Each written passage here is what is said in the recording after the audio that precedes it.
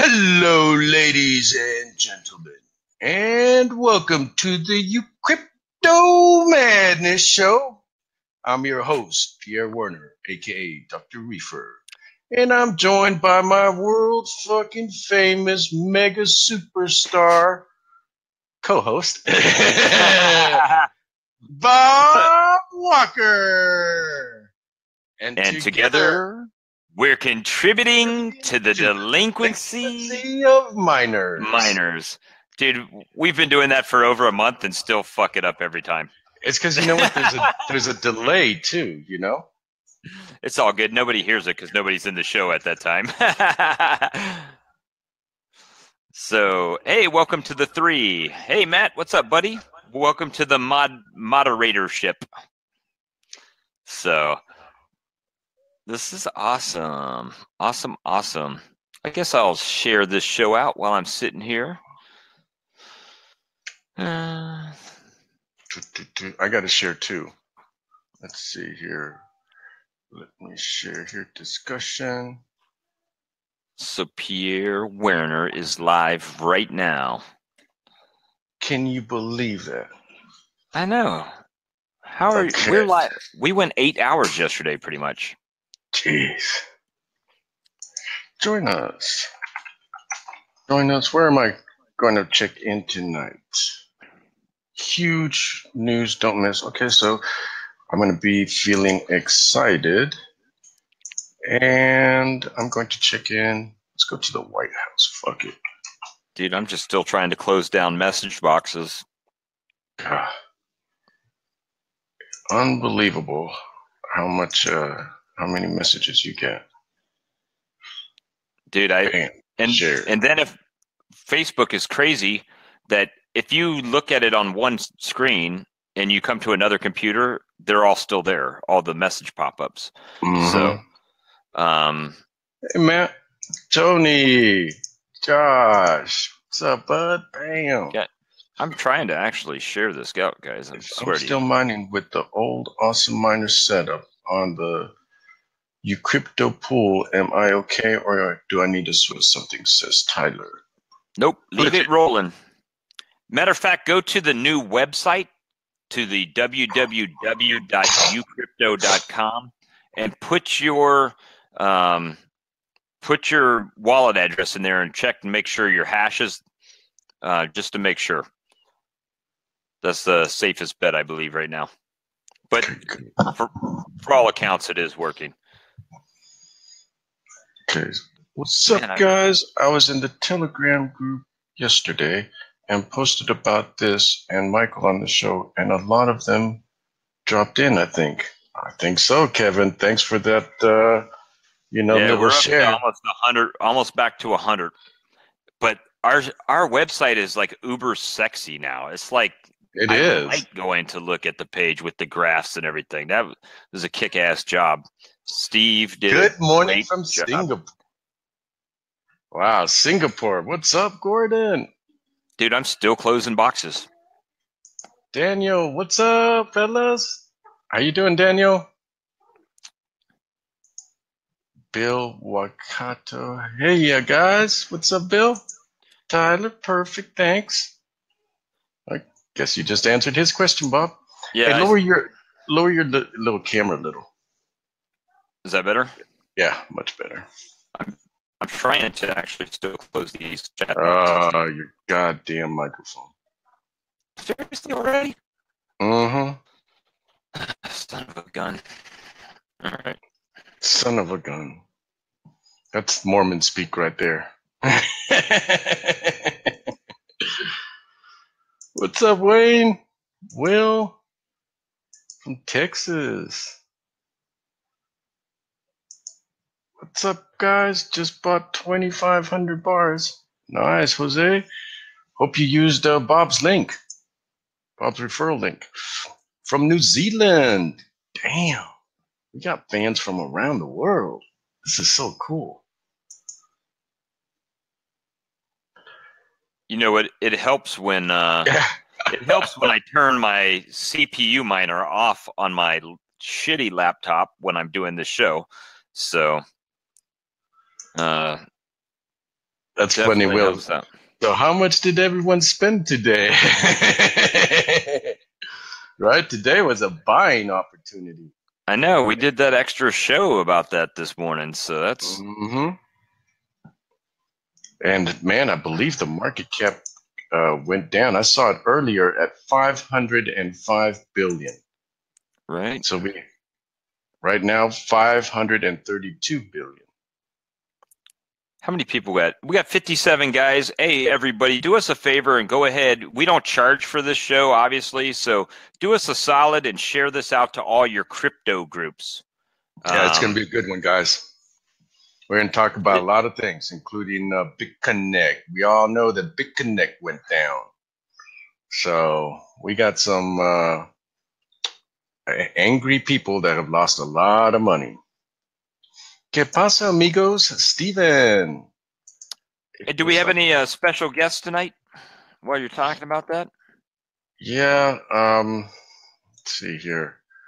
We got the one engineer from New Reel coming on.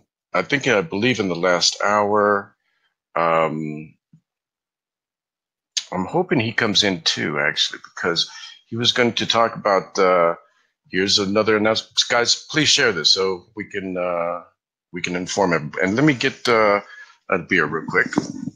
Yeah, hurry up because I got to run to the restroom before we get started too. I'm still sharing, guys. Share out to these groups, guys, so we can bring as many people in. We got some big stuff going on. I've got some potential huge personal news that might be coming out on here. So, all right. Wait. Okay. Because I'm not saying nothing, bro. I just said potential. Let me run to the restroom because my monsters are kicking right now and the excitement and buzz. I got to perfect. Right, go get your ass in the restroom. Good. He didn't see this. We got a special guest, guys. I was keeping the secret from Bob. Hey, Michael. What's up? How you doing today? I finally figured out how to get my HD camera to work. Nice. Yeah, you're looking really good over there. Nice and sharp. Damn right. Thanks, man. How you doing? So, good, man. Watching the market just go to shit today.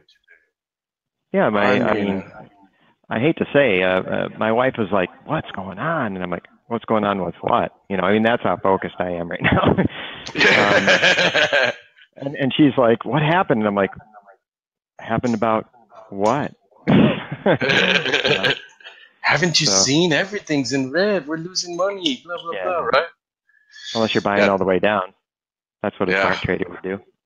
Yeah, that's what I've been telling everybody to do too. Oh, looky here. Well, this is a surprise. How's it going?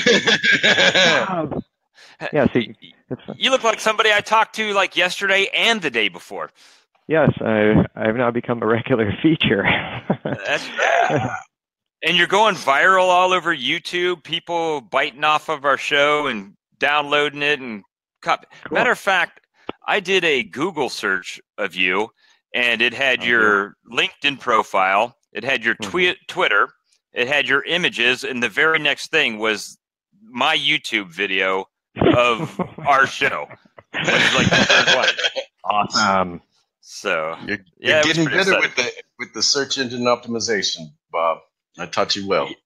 Yeah, all I had to do is put Michael Stolliare in there, and it was optimized. Yeah, you had to put that hashtag titanium boss thing in there that my team came up with. I like that one. That's a good one. Titanium boss. Yeah. So what's going on? What do you think is happening with the market? I think it's a natural correction. I think everything's been overvaluated, and we're just seeing it's like the Dow Jones Industrial Average. I think a lot of these assets really aren't worth what they're being purported to be worth, and we're just seeing people sell off at a particular time, and that's it. There's nothing magical about this. Yeah, it's normal. You just have to wait it out. I think it's more like a bunch of little girls. Like, how can you invest into something and then sell, right? And then these guys are like day traders. You're going to add on another 50 or 35% in taxes for not holding your asset for a year.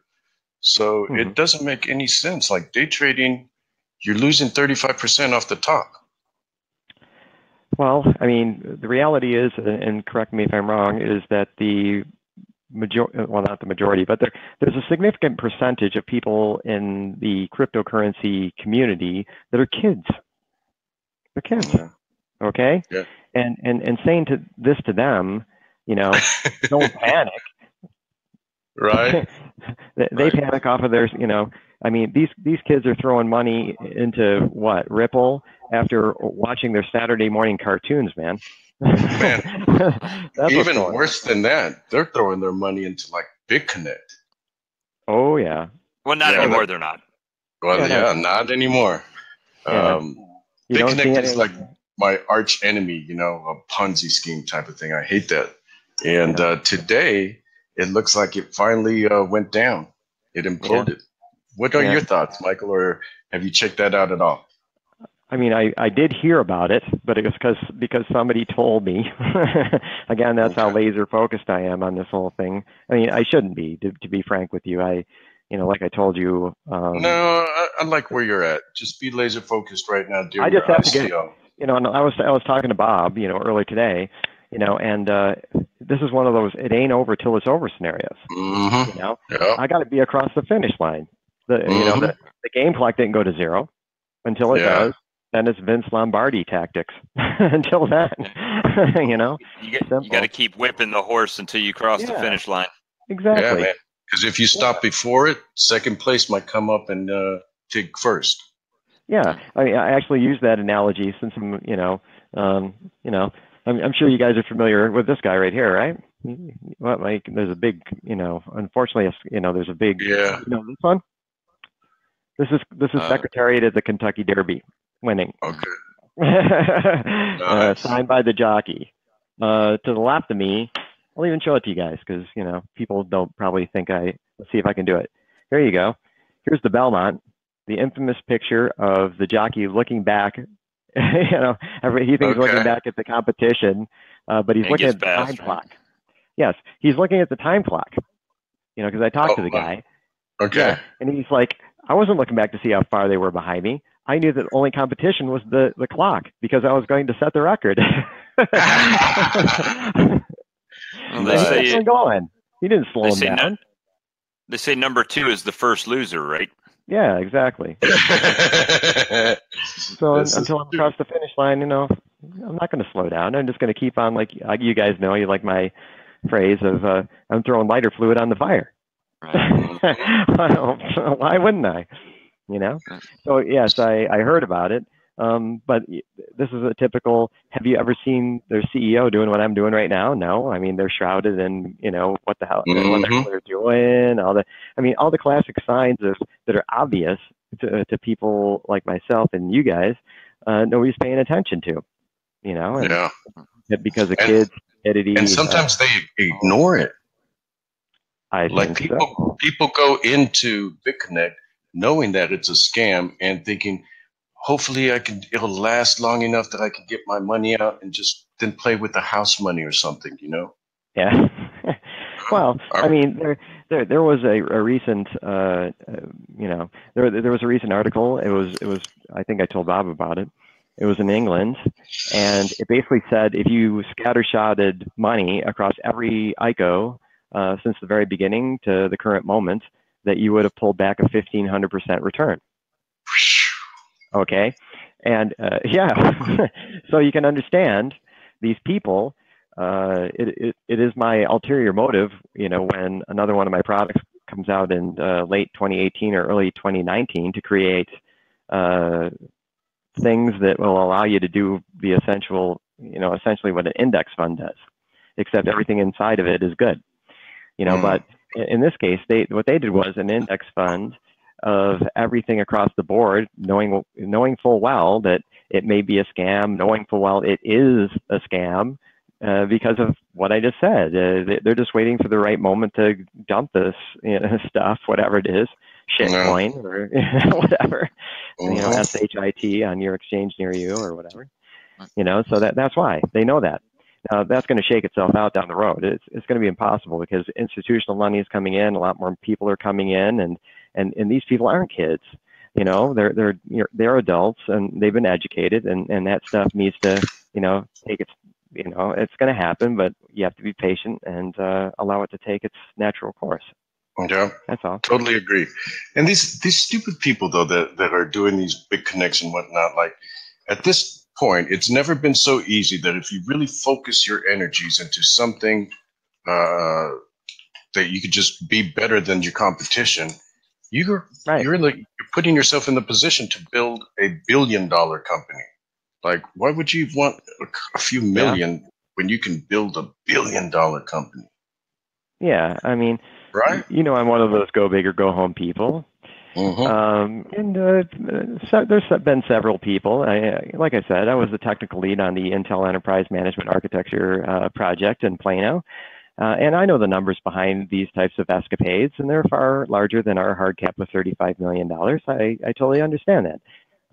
But I know full well that, you know, again, it's a numbers game, that, you know, Titanium's going to sign 1-2 clients that are in that area, you know, the numbers area of it not making any difference. You know, it's like that. And I also know full well what Titanium is really worth. You know, we're not banana coin or dental coin or shit coin or whatever the hell it is. That's just the reality. Speaking on that, well, since I got you here, what's the update with your ICO? How did you do over the last couple of days? Let's talk about the last 4 hours, going from 18 million to 22 million. How about that? Ooh, 4 million? I'm going to wake up and it's gone. You know, whoa, it's today or tomorrow, and it's all done. Bob, put your referral link on there. I've been pimping my referral link. We got several. Matter of fact, oh, you know what? I went to the white paper. Bob's broke, so we try to help him as much as possible. I know I do. I'm the guy panning for crypto here. That sounds like a T-shirt design, you know, panning for crypto. Oh, we've got a bunch of them coming up. Yep. I want to get you in one of my shirts. We're gonna trade. Okay.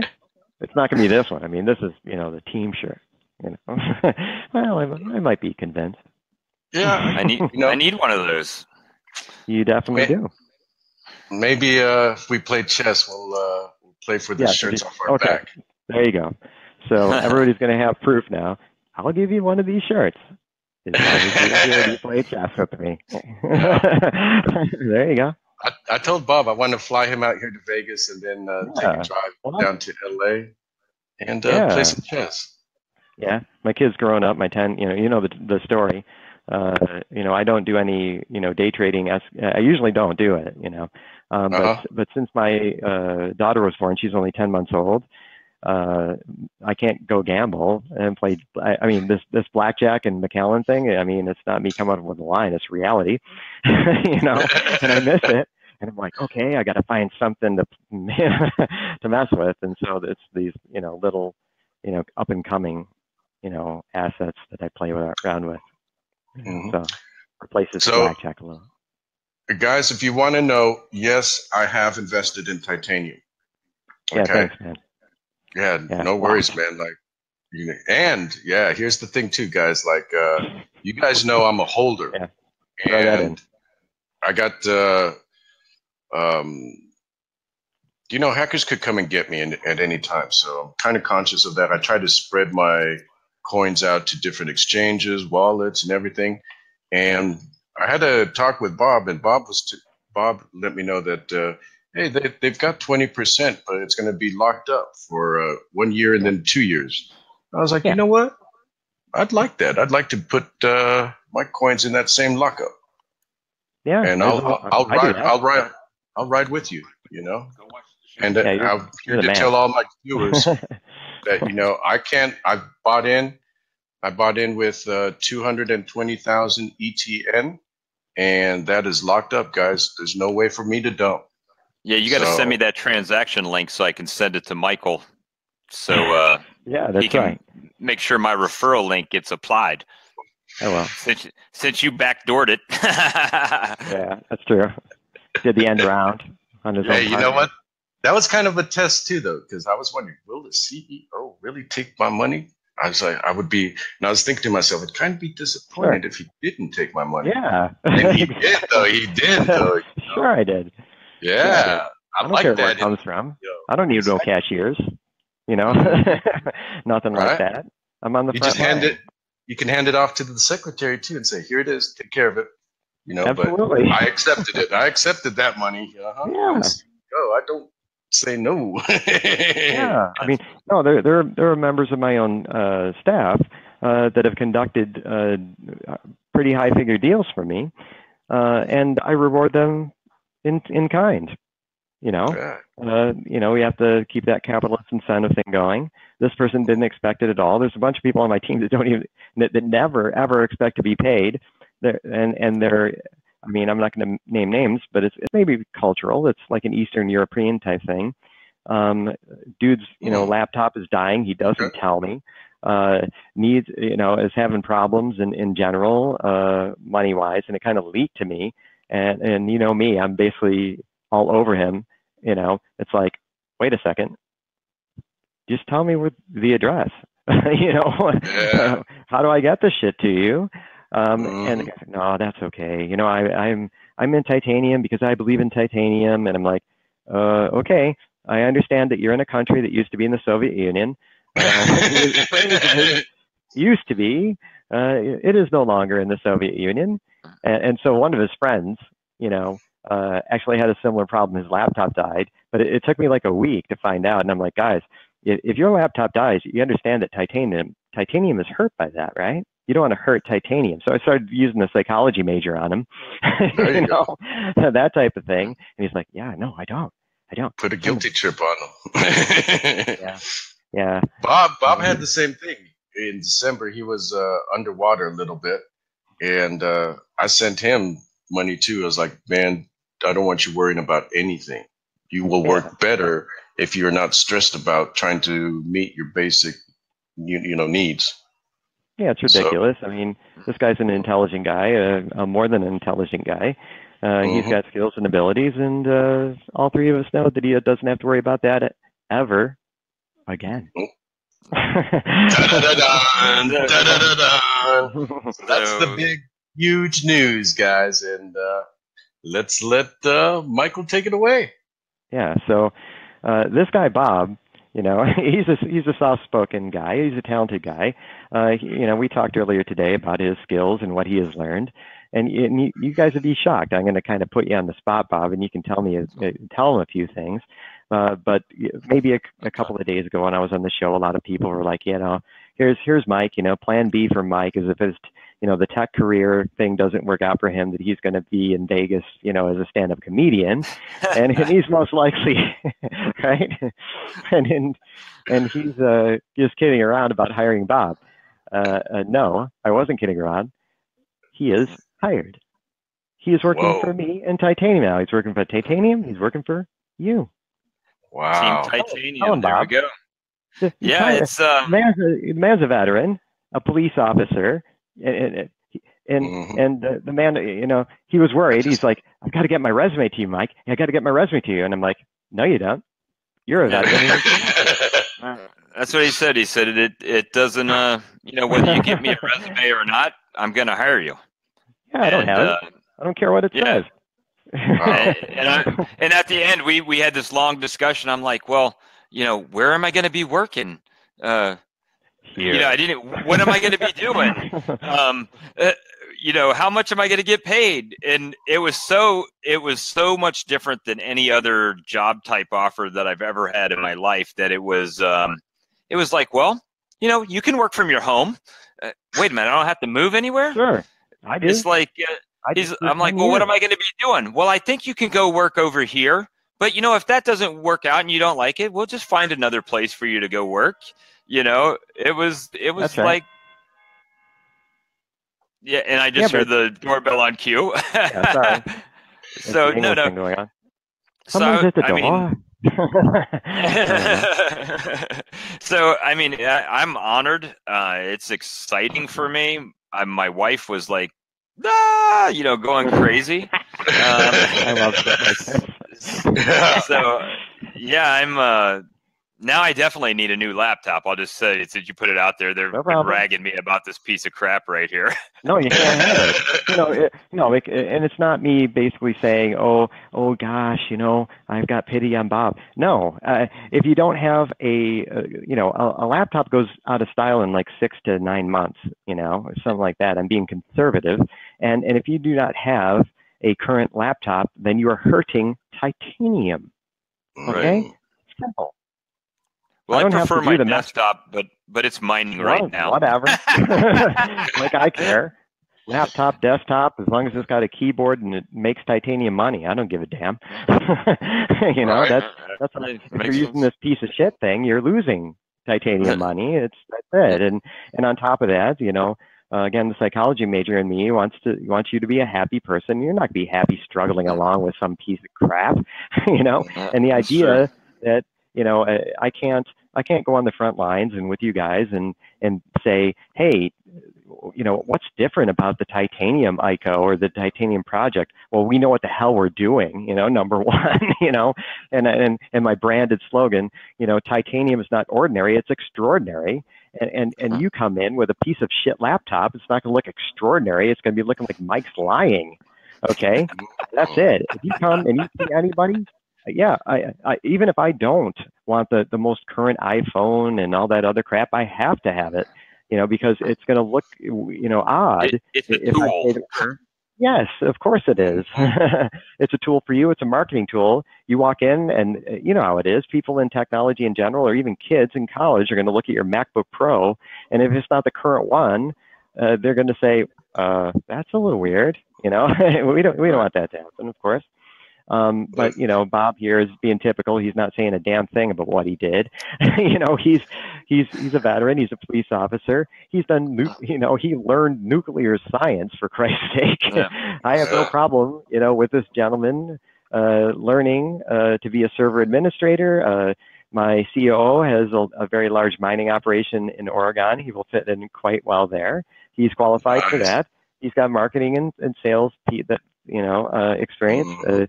You know, I can't do it all. You know, Sigma. Yeah. Plus, exactly, we've got this show, and you know, we're here to also help you out, man. We're here to get you to over the finish line. Yeah. Thanks. You know? Thanks. There's some other people that you're going to find out are also. It's kind of, I'm a big football guy, you know, and Dallas and Denver don't mix out, you know, mix a while. Yeah. I remember that 35-0 game. I remember that. So I'm sure you do too. And but you know, I'm trying to help out Bob. But a football analogy is, you know, you ever seen those running backs and they go absolutely nowhere until the offensive line gets behind them and starts pushing them down the field? Right. Okay. So that's what I need, you know, from people like you. Push me down the field. You know, I got stuck up by a middle linebacker, and as the running back, I need to be pushed down the field. I believe that it's going to happen nevertheless. But just like my Secretariat analogy, if you got the best horse, man, let's just see what she can do. Let's get there sooner rather than later. Hey, so you got a special thanks from Bob's wife, Amy, and she says, "Thank you, Michael, for giving my husband this opportunity. I am very thankful and know he will be a great asset to Team Titanium." Yeah. So do I. Mm-hmm. Yeah, we got that in common. I know it. I was so stoked, and I was like, I needed to be quiet, you know, and that's typically not me, right? So I'm like, I'm just excited. Next question is, when do you want me in LA? Now. Pierre, let's go. Road trip. Let's go, man. So, do the show from the Titanium office right there. Yes, right around the corner. Sexy. Yeah, right around the corner. I showed like 2 people. People are showing up at my doorstep in LA. Now it's happening daily. Somebody shows up. This kid showed up, and he's like, I've never invested in any. This is normal now. For me, it's a compliment. I've never invested in cryptocurrency ever. I've never participated in ICO ever. And titanium's the first thing I've ever bought. Just show me how to do it. You know, wow. And he came. He thought, like, you know, my secretary was going to show him how to do it. And of course, no, not on my watch. I pulled this guy in, and and he's like, you're kidding, you know, because he sees me. Yeah. Like, wow, what? you're really taking the that's amazing. And for his first ICO too, how lucky do you get to be the CEO? Like that's something you'll remember forever, and hopefully you've turned him into a holder. Right. That's what I said. Every time I talk to somebody, you know, it's just like this downturn, you know, like we were talking about before. This is not a time to panic. You know, these 13 or 14-year-olds are. You know, this is a time to view, a true trader would view this as an immense opportunity and would be buying all the way down, knowing full well that the rebound is going to take place and take it back up. You know, this is a natural correction. These assets really weren't worth what they were evaluated at, and this is normal. Anybody that's been in this game a good period of time knows this. And you know, you call it holding, but the best advice I ever got, it was in a book about you know, building wealth. I read it in my 20s, and obviously I implemented those strategies. It was, you know, put it in, keep it in, don't look at it. Right? Yeah. That's what you just did with bars. Right. Put it in the vault. Put it in Mike's vault. I trust Mike. You should. Safe from hackers. Yep. Nobody can touch it. Yeah, exactly. How do you get it? You can't. You can't. Yeah. So now you tell me if I can't say this, boss. So as per you can ask if you can't. well, as per our conversation, you know, we were talking about, and I said I needed some fiat because I was trying to figure out what I could liquidate in my my portfolio to buy titanium bars, right? And yeah, I said, you know, I've got Neo, but it's at the top of where it hit an all-time high yesterday, and I don't want to get rid of that. Yeah. And then I've got this Electro Neum. And his words to me was, if you knew what I knew, you wouldn't sell a damn Electro Neum. Not one ETN. Well, just from what I know, guys, and I don't know squat, and I ain't selling shit. No. You know? No. It doesn't matter. No, I talked to this guy. It was this guy's dad, you know, and this is another cool thing that, you know, other than the target audience of 18 to 35 coming in and saying that this is the first thing that they've ever invested in, there's been several multi-generational you know, purchasers over the course of time. You know, it's like, hey, mom, you got to look at this. Hey, grandpa, you got to look at this. You know, this type of thing. For me, it's the ultimate compliment.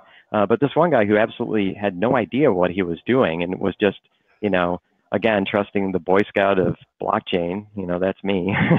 You know, I just walked him through it on the phone. Yeah, yes, exactly. Be prepared. And believe me, I am. I never hit Eagle. I got to first class. I don't know why I gave up at that point. You know, I forget. It doesn't matter. But I walked him through it, and he's like, "Do you have any advice for me?" And I said, "Yeah, mass adoption's happening, man. It doesn't matter if all these dips and curls are going on, like this snake, you know, that we're seeing, you know, today. A piece of that. Unless somebody points a Glock 45 at your head, do not sell a damn thing. I don't care if it's titanium, anything. It doesn't matter to me. You should be picking wisely and all that. Just do not sell, because there's going to be a mass rush. Good companies. Yeah, invest into good companies, guys, and hold. Yep, and hold. Yes, yes. This mass adoption thing. It's like, there's that Fortune magazine again. It's real. Yeah. It's absolutely real. Fortune magazine, Coinbase, top app on the Apple store, and Nasdaq saying we're trading blockchain futures. 3 strikes and you're out. Dude, I just got this awesome, I got this for the show tonight, and this is from ccn.com. Venezuela president calls on 11 countries to adopt state cryptocurrency Petro. Yes. Ooh. Yeah. We're going to talk about that later, but a lot of people are not looking at South America. I am definitely doing that because because what we're seeing, I mean, I might be wrong, but you know, this Arab Spring thing that went on, you know, so be it, you know, but I think we're seeing a different way to do it, because again, it's basically Rothschild's famous statement being used against unfair and tyrannical governments, I believe. I think that in South America, there are several, there's some socialist governments down there, and everybody's like, oh, we love you, but I mean, doesn't that happen in North Korea? It happens in North Korea. The biggest prison in the world is North Korea. They're being forced to do that sort of thing. They don't want to get shot. They don't want their children to be shot and thrown into an unmarked grave, a mass grave or something like that. That's what's behind that. And so instead of, they don't have the guns, but they can create their own money, and I believe that that's what's going on down there. And I think we're going to see more of that. We're going to see one take the plunge. It'll be successful, and then a bunch of copycats take place. So, I'm watching South America very closely. Good. Because one of the things, their currency devaluates so much, and part of that is because the politicians basically plunder, the treasury. You can't do that, right? Well, this is the infamous Zimbabwe $100 trillion bill. Whoa! I told you I collected coins and paper currency. Most of it is gold and silver certificates. And I saw this in a old documentary. Here, I'll try. Here, how's this? This better? Yeah. Yep. $100 trillion. $100 trillion. That's is crazy. It costs you 45 cents. No. Actually, now since crypto is so popular, everybody's like, oh gosh, there might be a demand for people like Stolliare. Let's look it up. and they're right. I was like, I gotta have me one of those things. Yeah, right. To me, it's a prop. When I speak, and people are wondering about the danger of central banking and the Federal Reserve, I just pull this thing out. Right. Nice. That's a big piece right there. $100 trillion bill, guys. It's ridiculous. And that's like the end of World War II. You remember the old, there's black and white pictures of people with, what is it? Cartloads of German marks going to buy a loaf of bread. Mm-hmm. And part of that is because the politicians, the bigwigs, they do plunder the treasury, causing their currency to devaluate. And one of the things about blockchain, supposedly, is if everything is on the blockchain, now they can't just rip it off. And if they do, at least we can see where it went. Is that, that's my understanding. Yes, it's immutable. And one of the things that blockchain can do, again, we're getting back to real world use cases, and you have to start in certain countries or certain states, for example, but voting can occur on the blockchain. Okay. We talked about that on the show. Oh yeah, very good. Excellent. And everything is going on the blockchain. You're absolutely correct. I mean, in the last meetup that I had, there was an older lady there. Again, it was one of those weird, okay, guys, I have to address the elephant in the room. There are more girls here than boys. And so, what's going on? Right. And this lady was not 18 to 35, and we talked about, this type of thing. And she said, well, what is blockchain going to affect? And I said, if it involves a computer of any kind, including mobile devices like a phone or a tablet, it's affecting that. What? Stuff, really? Right? Yes, I'm not kidding. The blockchain bulldozer. Any kind of sensor, anything that is allowed to communicate to the internet will be or should be hooked up with the blockchain. Yeah. Or eventually will be, Yes, there'll be no other choice because, that's the, as you're aware, I really don't need to, do the obvious selling thing about titanium anymore. But if more people I'm hoping that more, I'm leading by example, and I really hope that more legitimate businesses do the same thing. It's like, wow, that succeeded, It's like, and that's what I did. I said, how do you run an ICO? Nobody really knows. There's a bunch of people who will tell you how to do it. And at the end of this thing, I'll know how to do it, right? But there's a lot of consultation agencies out there that are happy to take $100,000 of your money in order to tell you jack shit, and I wouldn't do that. But yes, at the end, I'll have a firm understanding of how things are and how things should be, and I'll write a standard operating procedure. And and of course you're interested in that. There's no minefield anymore.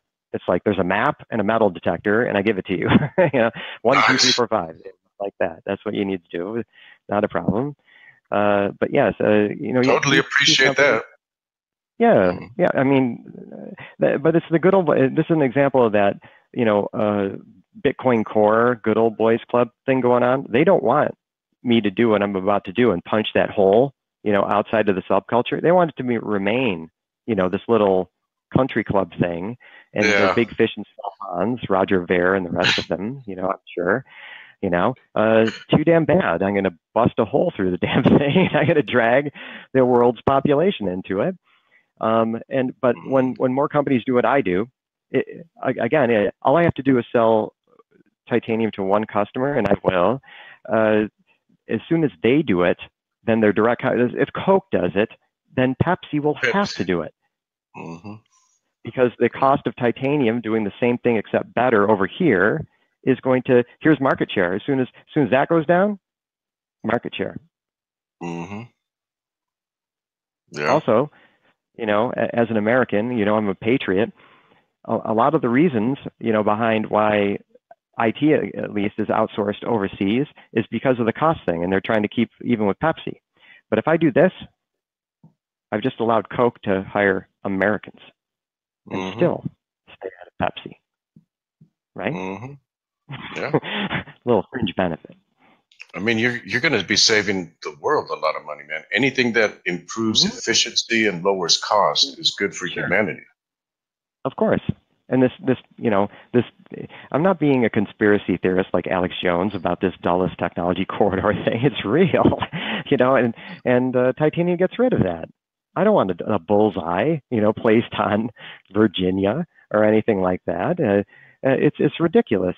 Anybody who knows anything about technology knows about disaster recovery and all that, and it's the last thing that you do. I had one of my customers have 2 data centers, and they're like, well, we've got disaster recovery. We got 2 data centers. And I'm like, where are they located? And they were located in the same damn state.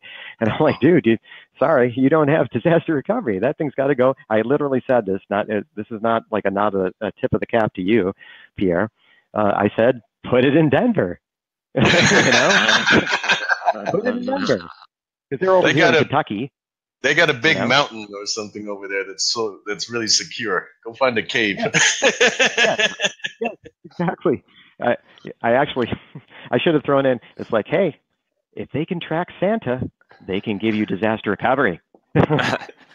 So, all right, Michael. So, I've seen a couple comments, and I know you wear several hats, right? You're CEO of Titanium, you're advisor for Electro Neum, and now an advisor for HTML Coin. Yeah. So at least that's the word. Can you elaborate any on that? Because I've seen some comments coming up asking about that on the chat. And can you tell us what HTML Coin is? Because I don't know what that is. Yeah, you need to take a look at it. Okay. You need to take a look at it because Electro Neum. It's obviously run by a businessman. It's got all the, the checkboxes covered. It's just the current technology is giving them problems that I'm well aware of, which is why I invented titanium. But as a consultant, I, can make sure that nobody's pulling the wool over anybody's eyes. Nobody's lying to anybody about why things are happening. And then that's why I kind of volunteered in that area. The other area is rather obvious. Again, from a technology perspective, single points of failure, whether they're human or otherwise, need to be destroyed.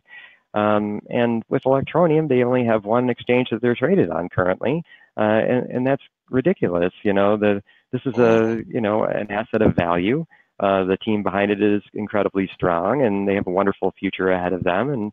But sometimes it takes a specialist. It's like you go to your regular doctor, and that person should, justifiably tell you that they're not a brain surgeon and refer you to a brain surgeon. Now, I'm not a brain surgeon, but anybody that has any information about surgeon. Yes, for lack of a better term. I know how to get that done. To me, it's like getting on a bike and just going down the street. It's not a big deal. I just do. How do you do it? We just do this. you know, and I go through that process. Sometimes it takes longer, sometimes shorter, but you know, that's it. You know, HTML, they had the same type of problem.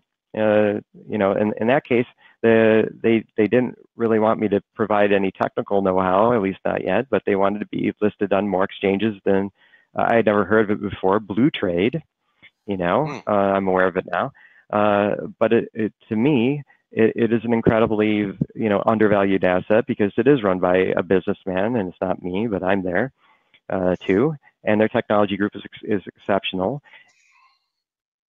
HTML.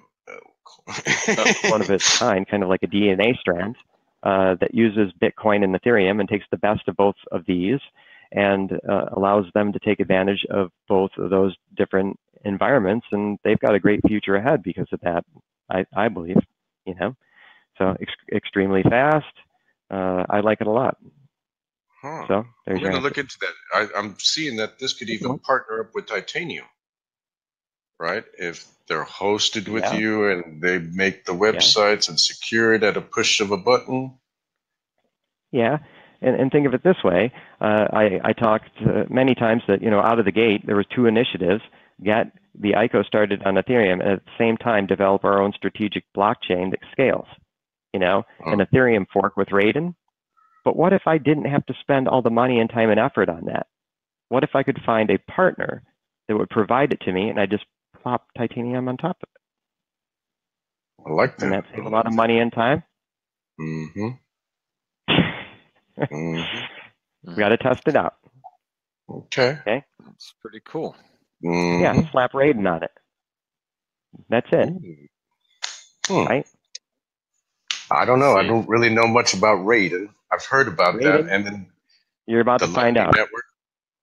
Raiden, Lightning Network, and Plasma allow Ethereum and Bitcoin, and remember, HTML is both, so we could use either one, right, to achieve Visa-like transaction speeds of 1 million transactions per minute. Exactly what I need. Oh, that's what we all need. I didn't have to put the blockchain in. It's there. All I have to, if HTML proves itself, all I have to do is slap Raiden on the side of it, or Lightning Network on the other side. I don't have to worry about it's got to work with Ethereum or if it's got to work with Bitcoin, because it's both. I can't wait to play some chess with you. One of those three, as I told you, right? Exactly. One of those three is going to work. The chances of all three failing are essentially zero. And so we just put it in the test environment, slap Titanium on top of it. I have all these resources that I don't have to expend. You know, time is money. And so the Secretariat race just keeps on going, and I'm even further. And I didn't have to spend as much money on it. But there's the strategy. Yeah, I'm going to consult with you. Bob, have you made that flight yet? No, hey, I'm waiting on the Fiat to hit the bank so I can shoot out. Yeah, it's a little hint. What? Man, I'll send it to you. Yeah, got to fly into Burbank, though, not LAX. That's the trick. Really? Okay. Yes, really, yeah. LAX is crazy. You have to go down 405, 101. In Burbank, it's right up the street, you know. I bought my first condo in Studio City because it was just like 2-3 exits away on the 101 to Buena Vista, which is, you know, the Disney street. And yes, it's very close. If you go into Burbank, it costs a little more, and there's not as many flight options. It's not like every 30 minutes, you know, there's a flight that's coming out of it. But you don't have to go to LAX and that craziness there, and you don't have to get into a taxi that costs who the hell knows what, you know, $100 sometimes going up the 405, and then the 10 going past the 10 on the 405 to the 101, and those are the three worst exchanges in the country. You know, in Burbank you just go straight down 101. Zoom. Yeah, I gotta admit, the traffic in California is just ridiculous. Yeah, and more people are coming, you know, so it's not going to get better. I think it's going to get, you know, worse, frankly. I love Vegas. Even when there's a traffic jam, we still get to wherever we have to get to in like 30, 40 minutes. Yeah. It's different there. Yeah, it's nice here. Absolutely. I've never been to either place. Well, you're gonna go, Bob. You're coming to Vegas, and then we're going to California. Mike, I thought you were going to Thailand. Yes, I volunteered to do that. But the gentleman and I cannot say, exactly what's going on. But the gentleman that I was going to see decided to give me a early birthday present, and he has decided to come here and on my birthday, February 23rd, and I'm going to give him a little blockchain tour of Los Angeles instead with his pal. Ooh. Now that you might want to come around that time. Okay. Yeah, this is the cliche entourage scenario. That's heavy hitters, huh? Nice. So, like on a Sunday, are you available? Man, I love this one hotel, and it's got a nice pool area. Nice. Not ghetto, right? It's kind of ghetto. See, but you like that. It's comfortable ghetto though, and like. All right. Well, I don't know what the hell that is. Okay. Meaning that there's a bar that they bring us drinks. We can smoke. And we can set up a chessboard right there and just enjoy it and play chess. Great. You know, you can drink your beer. I can drink my Macallan. I'll even bring it. Yeah. It'll be a great time. And then just Bob, give me some lead time. Like that's what I was thinking. Are you what days work better for you? Like a Sunday? It is. Because, right now, like the wearing a lot of hats thing, I still haven't given the reins over to the guy that I've, targeted to be the EHI guy, CEO, and Titanium. So I'm running those at the same time. Plus I'm doing stuff like this. Plus I'm the main salesman. Plus I'm on the front lines helping, the average Joe get 100 titanium bars, So on Saturday and Sunday, I swear, on Saturday Bob, and Sunday, there's only titanium, Mm-hmm. And he's the HR department when he talks to me on interviews and stuff. Yeah, you need Bob over there with you and just hand off tasks to Bob. Yes, I already told him that. Mm-hmm. Yes, I don't care what it is. Even if I'll pay him the same rate, frankly, if he was down, in the midst of all these boxes of the titanium gear that I'm sending out, like T-shirts and all that stuff, and getting that to the shipping place that I've got a VIP relationship to up here on Ventura Boulevard. That to me, that's incredibly valuable. I don't have to do it because my most valuable asset isn't diamonds, gold, or even crypto. It's time. I cannot buy it back, and I need it. I need 48 hours in a day to actually accomplish what I'd like to accomplish. I'd be expensive box sorter, though. You would, but I don't give it to you.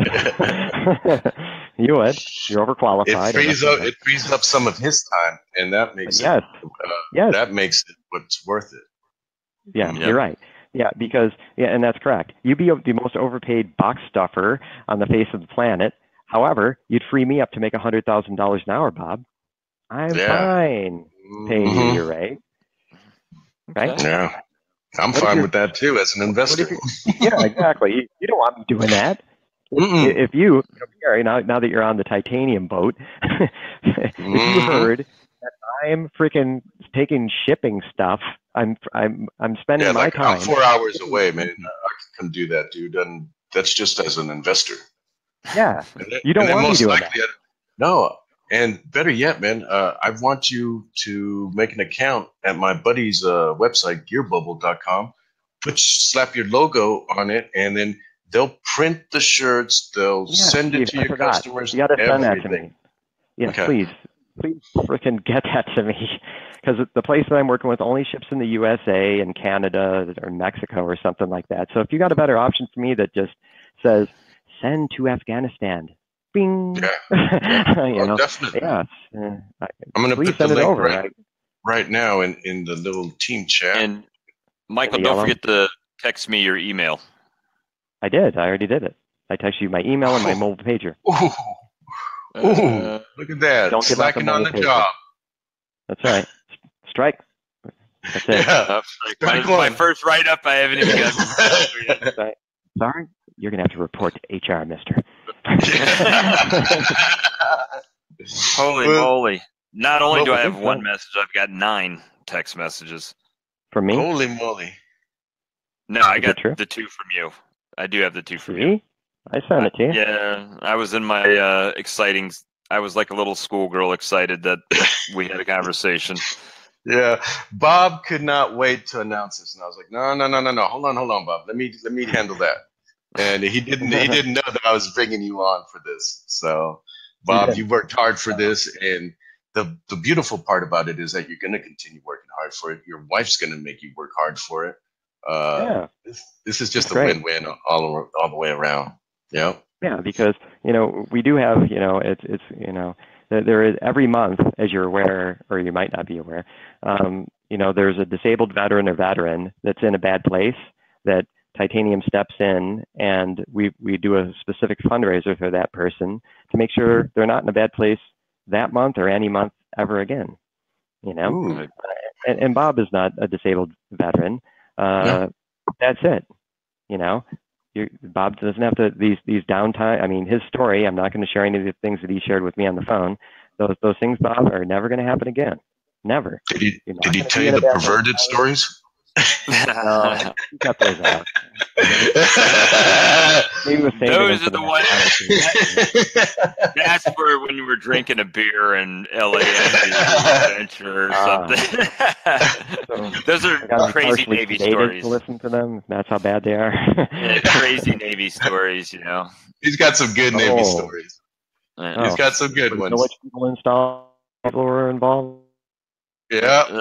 Whenever he gets into port, he said they had him lined up for miles. Hey, don't. Okay, all right. Opinion of me right now. All things in due time.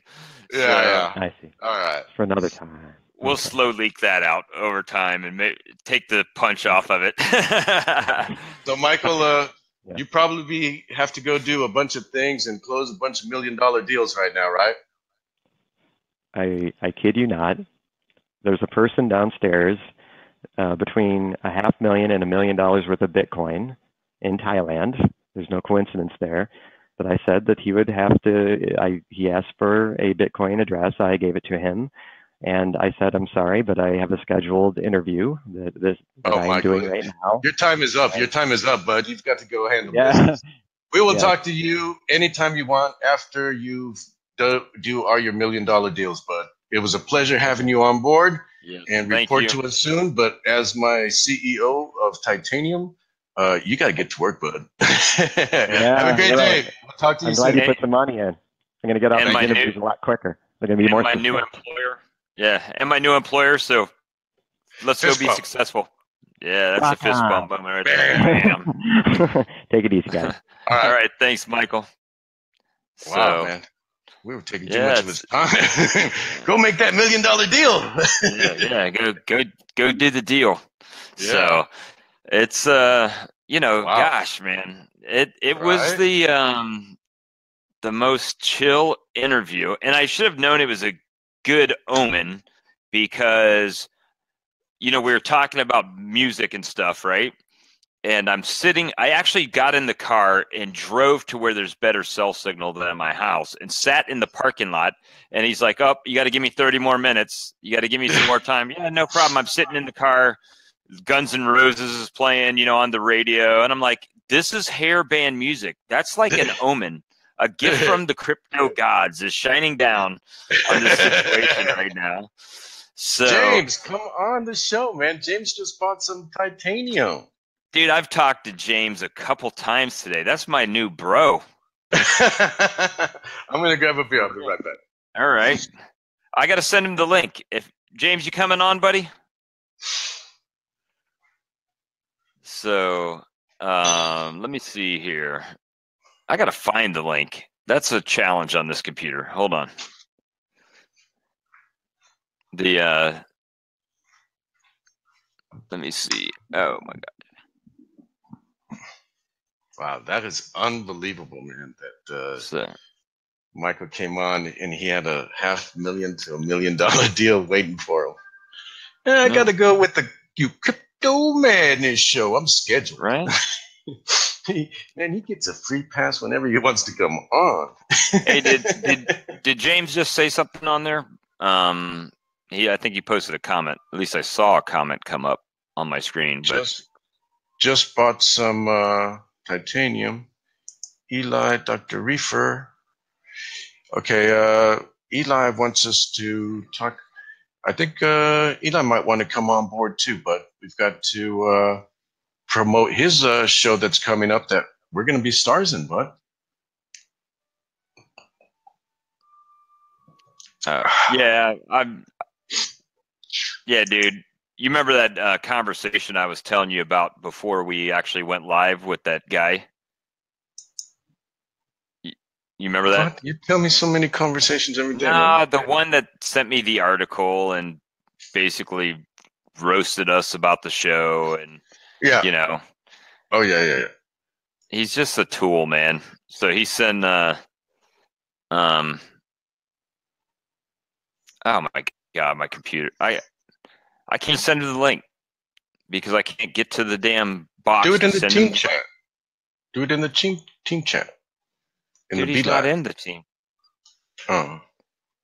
I gotta hold on, copy James. it. I can do it. Let's see here, James. James. Let me see. Here. Bam. There we go, Bob. I just sent it to him. All right. Cool. So maybe I can get this open. Facebook's just doing whatever.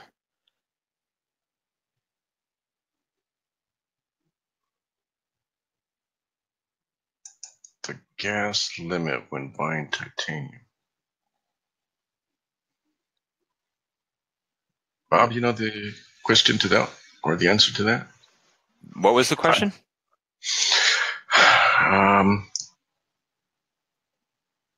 What do I put for the gas limit when buying titanium? If you're buying with F. I don't know. I didn't buy with F.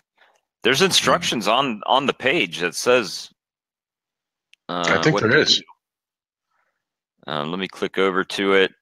Oh, that's the white paper. Sorry. Okay, here's James. Looks like he's getting set up. Let's get him on. What's up, guys? Oh, how you doing, James? I'm doing great. How are you doing? Oh, what a bloodbath it is out there. Yeah, it's messy. Shout out to all the holders right now. Right? Yeah. Shout out to all my holders. Yeah. But, James, you must bought a shit ton of titanium, bro, because this thing's at like 22,873,000 right now. It's going to sell out, so it's going to sell out. Probably 11,000, something like that. That's it? Well, you know.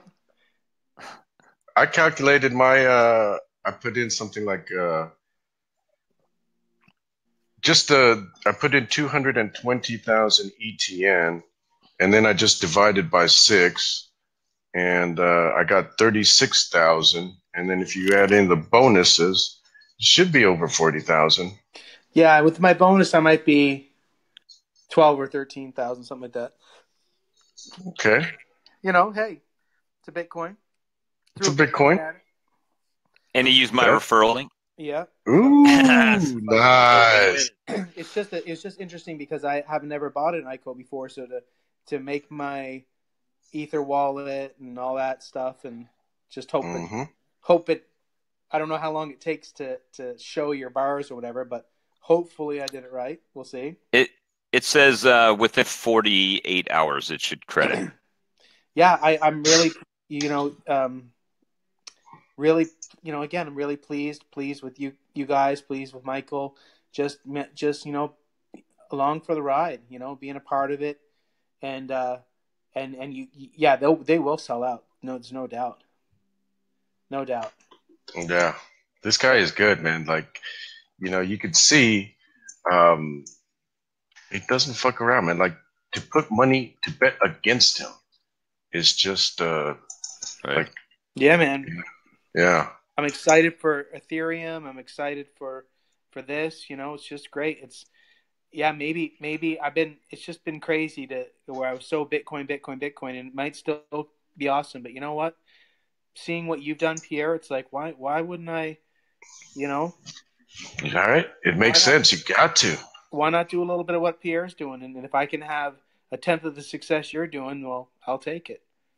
Yeah, right. Because I've had 4,000x. Yeah. And so I'm pumped, man. I'm excited. I'm got diversified into some different coins, and just really excited, man. Because here's the thing, everybody's like, and I'm not above this. I've panicked multiple times in my journey, and even recently when the price goes down. But the thing is, the last 4 Januaries in a row, there's been similar thing. Now you can blame Korea right now. You can blame the time of the year. You can people cashing out for taxes. You can blame BitConnect went down like China, freaking crazy. China, all that. Say what you pick your poison, but I don't know when it's coming. A week from now, 2 weeks from now, a month from now, you are going to see excuse my language. You're going to see a fucking bull run like you've never seen. I mean, each of the last 4 years, it's the same things happen. It's crashed or whatever, and then it just freaking went nuts. And you're going to see, it's just going to be insane. Just insane. It's coming. I think so, James, too. I'm proud of you, man. You've really loosened up over the progression of your coming on the show. The first day you're like all straight lace, and now you're dropping F-bombs with us. Pretty soon I'm gonna be telling you, hold on, I gotta get a beer. and we're gonna start here. Right? That's a good one. That's awesome. You might not even know where this goes. Yeah. That's funny. It all starts with the beer. Yeah, gateway start with the beer. But it's but it's one of these things. I'm just enjoying this because I haven't really been a part of something where you're like, all right, let's get things set up. Let's get in with the ICO. Let's get in when something's, wherever we're at now, 11 cents with the Electro Neum, and then we can just be so ecstatic when all of a sudden, man, we hit the mark, or we're at $1 or whatever. And so it's nice to be there at this point where you're getting things set up. I'm just enjoying it. I'm loving it. Right? You're taking the risk. You're going on the ride with them. I bought titanium too, man, and they have this thing for their employees that they're willing to give their employees titanium, but it's locked up for a year or 2 years. And I sent my ETN directly to Michael, and I said, hey, man, can I get that option too? Just lock my shit up because, hackers and this and that. I was like, I'd just prefer to leave it there locked up.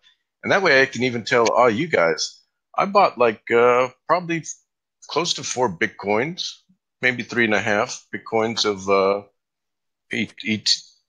titanium. And my shit's locked up too. I can't dump. I'm not gonna dump. Right. That's fucking cool, right? And it's just the numbers. It's it's not all a numbers game, but it's a big thing to me. And where you just have 60 million coins, man, that's not a lot. Or tokens. Sorry. 60 million, I believe 35 million. No, that's the hard cap. That's the hard cap? Isn't 35 million what can be purchased? But they have 60 million total, right? Yeah. I didn't see the exact figure, but if you're getting a 10% bonus and they're $1 a piece, right? So you're going to get extra. If you got 35 million, it's automatically going to be over 35 million because of the bonus period. Yeah, so they take that into calculation, and those would be. It all has to come out to the max supply. Yep, 60 million max carry. You just said. Okay, 60 million. So again, you look at that 60 million, damn, and you're getting in at whatever 90 cents or whatever 80 cents depending. You're getting in at 90 cents roughly. Again, if you just go with the numbers. If you look, today might not be a good day because of how everything's kind of tanked. But if you look at the first, and I was telling Bob this earlier, if you look at the first page of CoinMarketCap, where really, it's like Google, the first page, everyone's kind of looking at the first page. Yep. I mean, 60 million won't even get you on the first page, and that's at $1 a piece. So really, you'd have to get, I think you'd have to get to like $3 or $4 a token just to get in the top 100. Then that'd be like 200 million, 300 million market cap. Yeah, that's not so much true because the coins that are in the billions, if they're just worth a few cents, they're in the top 100, like Electro Neum. Yeah, but I'm talking if you take the dollar per coin and you multiply it by the total supply. Oh yeah. That's what I'm saying. And so, in order to get a market cap of 300 million or whatever it is to get on the first page, you'd have to multiply that 60 million by like $4 or whatever, right? Mm-hmm. So that right there to get on the first page, which I don't think is hard to do if you have any, if you have anything really decent, which I'm which I'm banking on here. that right there is a $4 or $5 to me, no freaking brainer. Now you take into account the market's going to explode over $1 trillion market cap. Now we're looking at $10, and that's not even, and that's just like messing around. And then you know what? I should have asked him. Because I break it down into 3 categories, right? The 10x club, the 100x club, and the 1000x club. Right now, I would put titanium in the 100x club, which is still nuts to me. Man, I'd love 100x. Me too. I wish I could. Yeah, I wish I could take 100x. Being on the ICO team and getting a percentage of the coins. Yeah. Think about that. I'm just glad that they're locked up because I can't trust my partner over here. He might dump on me. You know how those cops are. They're a little shady. Win Lambo. But it's interesting times, man. And you guys started off with you had so many challenges, and you've been like congratulations on building the pool from ground up, and you went through all those things with that, and then also you had the challenge with that ICO earlier. But now it's like you're looking at titanium. You're like, all right, let's review this white paper. Let's go through this, do our diligence, and then you brought the guy on, and now we're in day 4, day 5, or whatever, and that freaking thing's at 35 million or going to hit 35 million. And I'll tell you what, I'm sure a big part of that buzz, I know, came from this show.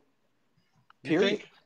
Yeah, other YouTubers are like taking our interviews and they're cutting them and dissecting them and then reviewing them and sharing them with their viewers. Well, you saw that one today. Yeah, I saw the one you posted. Right. And I watched it, So and it's took a clip of the part where we're talking whatever, he's on there and they're like analyzing it, and people are giving their comments, and the guy had like 4,000 views in his YouTube video from it. It was on the Reddit post, and it was the top post on the Reddit for Electro Neum, and I'm like, damn, we're like D-list celebrities here right now. And now I'm actually on the titanium team. Wow. Yes, congratulations. That's amazing. I mean, I'm just sitting back here like I can't even believe this. 2 months ago, we were doing a live video on cell phones. 3 months ago, with 8 viewers. Right now, we got 108 viewers consistently. And hey, guys, part of the show price mission is a share. So go ahead and just hit the share button real quick for us and pump it up, and let's get this out there. I mean, you're 10, 20K views now on your live streams man. Which is phenomenal. So again, where's this show going to go? You keep doing 6 months. 6 months, you're going to have, I'm sure, over 100K people. That would be wild. Right? How many mods would you have then? God, you're going to have mods of the mods. Oh, we got some news on that too. Oh, yeah. That's the bigger news. Yeah. Okay, hold on. How many titanium you bought, Dr. Reefer? I think I bought around the 40,000-ish area. I know I sent 220,000 ETN to Michael, and then I just did it on my calculator, and I divided by 6. 6 ETNs equals 1 titanium. That should have been somewhere around the 36,000 area. And then you throw on a 20% bonus, and bam, I'm over 40,000. So I think I'm a whale, right? That's a whale in, or maybe a shark. But I'm going for the whole ride. I'm going to run to the restroom again and let you guys take it away for a minute. All right. So, James, why don't you give us a report on ETN? Yeah, of course. Let me just spot check this real quick.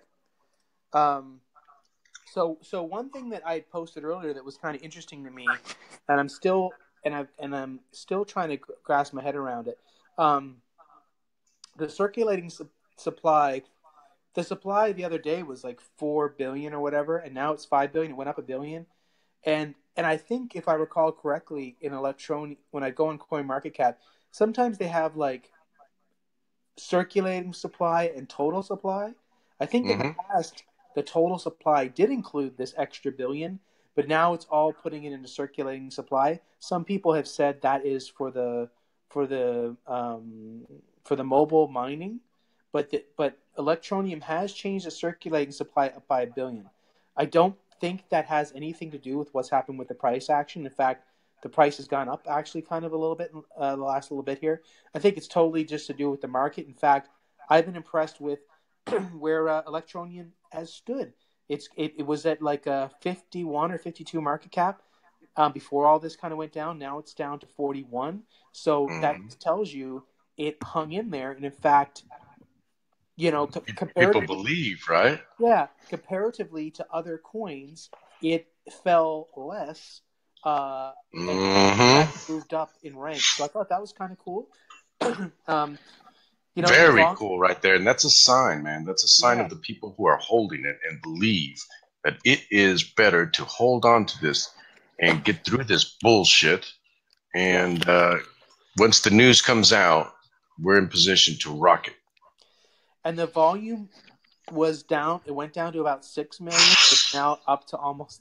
It's up to almost 10 million, and you know, and that's a great number because there hasn't really been any news the last couple of days, and for it to go up from 6 to 10 million is like interesting to me.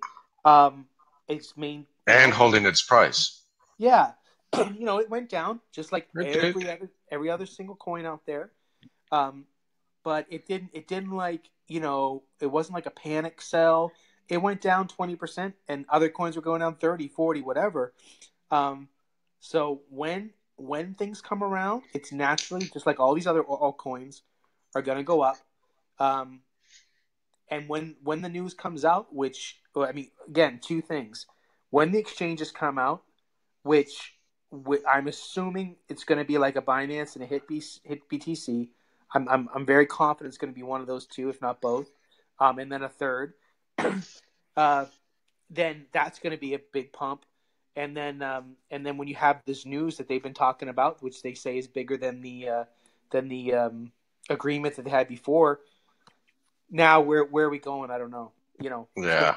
It's going to be nice. It's going to be very nice. Let's see what we got for the comments. Let's see. Yeah, a lot of congratulations for you, Bob. Jude Thank here. You, thank you. Was titanium the ICO you were talking about the last few weeks, or is it another? It is actually another one. This one was a surprise one. We had covered it. We went over the white paper for a couple of days. And then thankfully we got Michael here to clarify some things for us. And really just sometimes you just got to take a shot, you know, if you, like I said before, and I tried to use the analogy that every coin is basically like a country and the CEO is the president. And if, you know, Michael Stolliare, he's the president of Titanium, and I believe he could lead Titanium, you know, to the promised land. Right? Well, you know, it says a lot when other companies that are already established are asking you to come help them. And yours is still fledgling. So they see something. They know something. You know, there's a reason why they're doing that. They just didn't randomly say, "Hey, you, Michael Stolliare, come help us." You know, so they got him for a purpose, right? And so that should say a lot about Titanium in itself. That if they believe in him to come help them, yeah. If they think that he can help them, then what's to tell you about his company, right?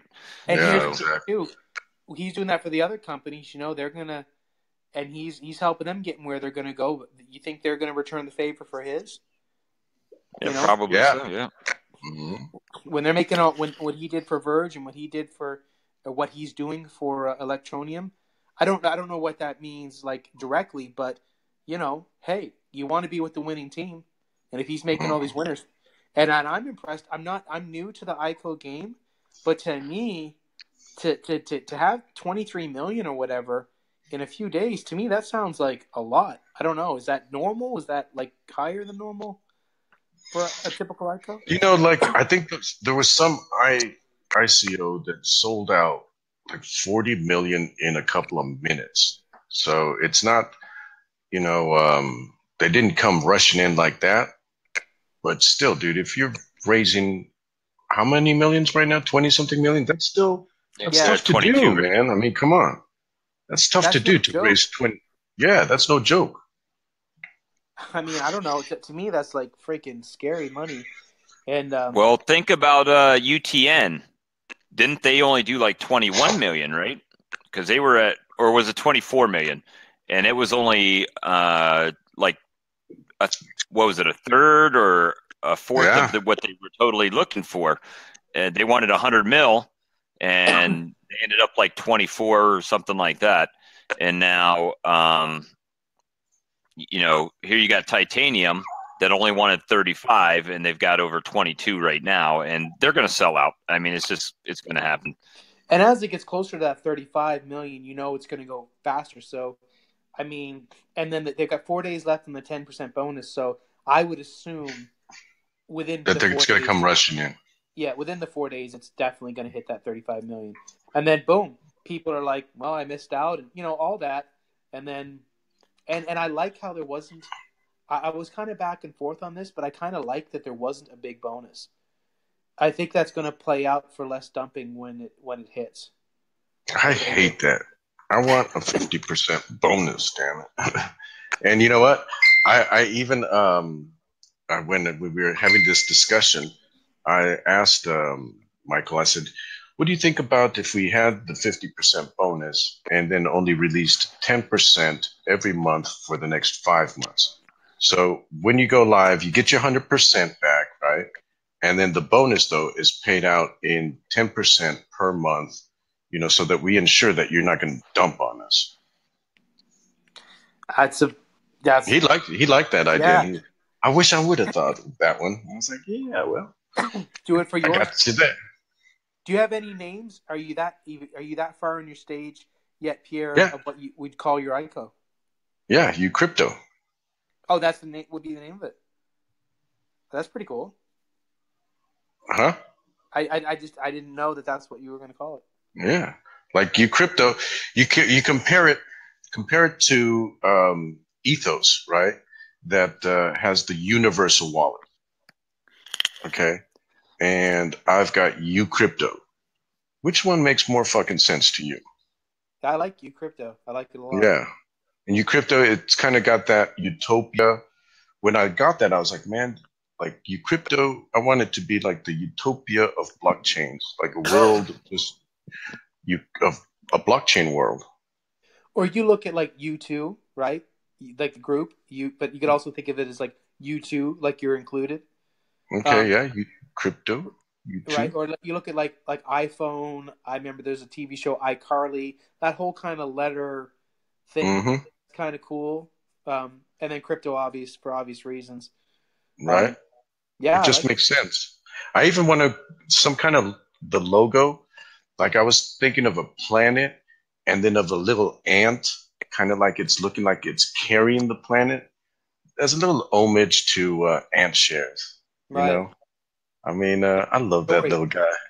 Part of your story, you know? Huh? Part of your part of your story in terms of the crypto journey you've been on. Yeah, exactly. I wouldn't be in this position right now if it wasn't for Neo. Yeah. Yeah, man, it's just crazy. Speaking of which, hey, let's go to the market cap real quick. Okay, it's all red. It's the sea of red. I've lost hundreds and thousands. Oh my goodness, dude! It is under 500 billion. It is at 494 billion. Whoa! Insane, dude!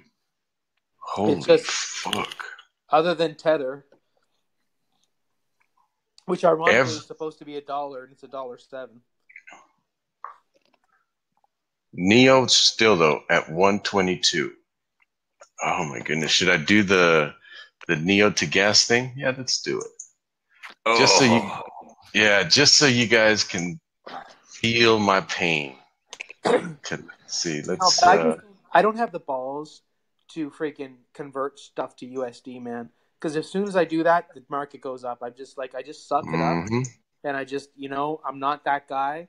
And I always think back, it's like, man, when I was up to 500K, I could have been smart and cashed out, and then I would have had $1 million, and blah blah blah blah blah. But it's just how it is, and you gotta say, man, where do you think it's gonna go? Like I have 500, I've got 500K freaking Electro Neum, and I believe it's gonna go to $1. So I'm like, damn, I got 500K. Like I'm seeing when's that coming? I know it's there. I know it's there. And I'm looking at my other coins, and and I'm like, okay, I believe it's going to hit this. And I'm looking at the end of the year is how I look at it. And of course, if it hits certain points, maybe move it around to another coin or whatever. But I'm like, okay, to me, I'm like, I got $1 million. It's just not there yet. You know what I mean? And that's how that's exactly how I calculated it myself, James. Like I knew that when Neo hit 100, I'm a millionaire. So just fucking keep it there. Don't take it out. Let it do its thing and ride it, Right now, man, my Neo holdings equal to 1,271,000. That's still crazy. That's still crazy. However, 2 days ago, it was at 1,994,000. So I have lost basically $720 something thousand. Well, you've lost more than that if you count your other coins. I don't even want to check those, man. I don't even want to check. I don't even know if I'm a multi-millionaire anymore. I might just be with some change, a one-ish millionaire. I do not want to check that. Does everybody feel bad for Pierre just being a 1 millionaire? Yeah, no, tough life. Tough life. I don't know. I'm crying, guys. I'm crying. Fuck no. You know what we do? God damn, let's see this fucking market cap again. Let me see here. The fucking evil spirits have come out. Yeah, you might have to do something, Pierre. Like 494 billion? No fucking way we're gonna allow that. You gotta make some noise here to the gods. Let's see here. Let me move this around so you guys can get a little Aztec guy with the Dreamcatcher. Work your magic. Crypto gods, calling on crypto gods. The market cap's going up smooth. Cryptocurrency spirits. 25%. Let's fucking hunt down those life-sucking vampires. Is up 6%. This guy more than when he does that, I can't hear anything, man. It was blasting my ears this morning. South Korea is again. Just back up over 500 billion. This is insane. Hit a trillion market cap. Trillion market cap just hit. Thank you, Pierre. Yeah, we're up to $1 trillion market cap, just like that, Pierre. Thank you. We need that. The Aztecian gods have spoken. The Aztecian gods have met the fucking crypto gods and conspired, and we're gonna run those life-sucking vampires That's what I call them when I see red. Life-sucking vampires. Off the... Buy now, right? Buy now. Buy now. Yeah, it's a fire sale, guys. You could be making a killing very shortly if you buy some good coins right now. Just think about it. You could throw a dart on page 1 of crypto or coin market cap and pretty much just crush it in a couple weeks. Mm-hmm. This is insane, man. For all of them to go down, though. I mean, yeah, there's a couple that went up, but I mean, it's like pretty much the whole market is just. I mean, it's very rare that you see this, but guess what? Very rare. In a few days, we're something like that. When it shakes out, maybe mañana. Green. And you're like, we're up 50%, we're up 40%. So Matt says recommendations on what to buy. Any idea? What would you buy, Doc, if you were gonna buy right now on the fire sale? What would you buy? Okay, let me see. Let me go back. Let me refresh one more time. You know what? Let me grab a beer. And my phone is going off. Yeah, let me grab a beer real quick. Okay, so we will get to that when we come back. When Dr. Reefer comes back, I'm gonna clip over to the new pool. I'm really impressed, guys, what everybody has done as far as getting back into the pool. Hopefully my mic's not jacked up. We had some issues, everybody knows. We had the pool rebuilt from ground zero, and now we're back to 94 miners. So that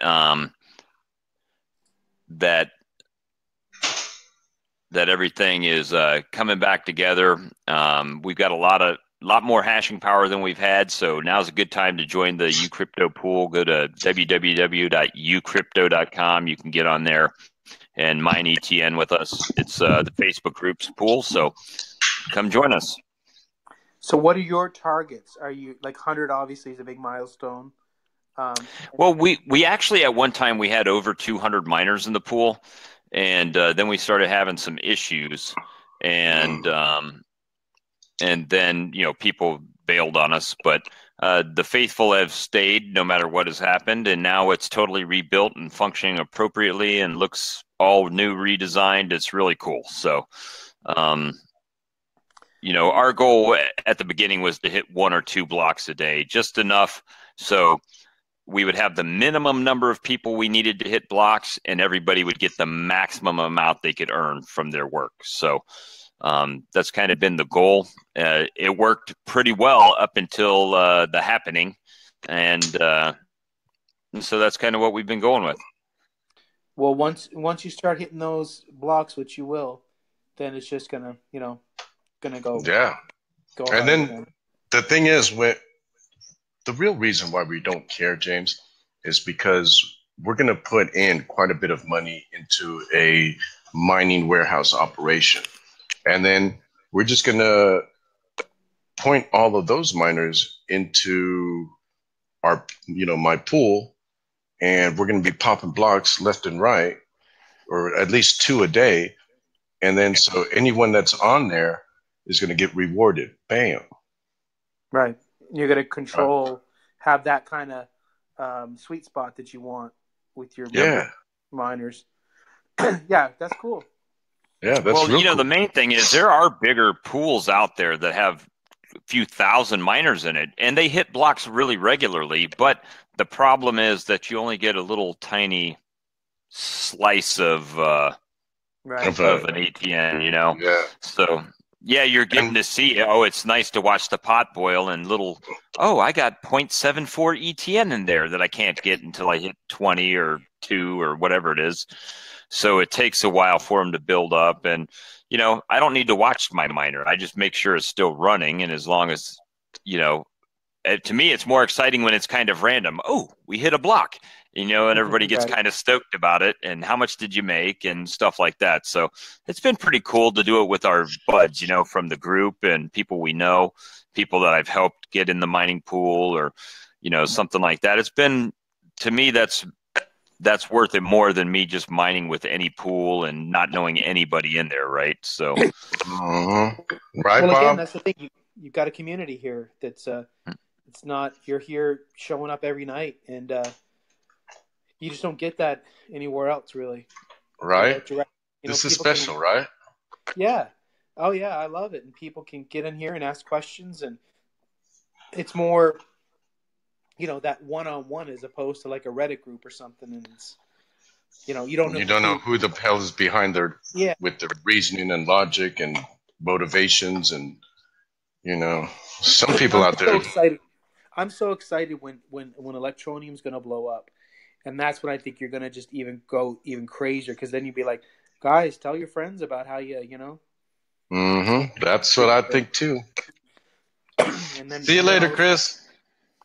All of a sudden you're on your fourth ICO, and it's like, kicking butt.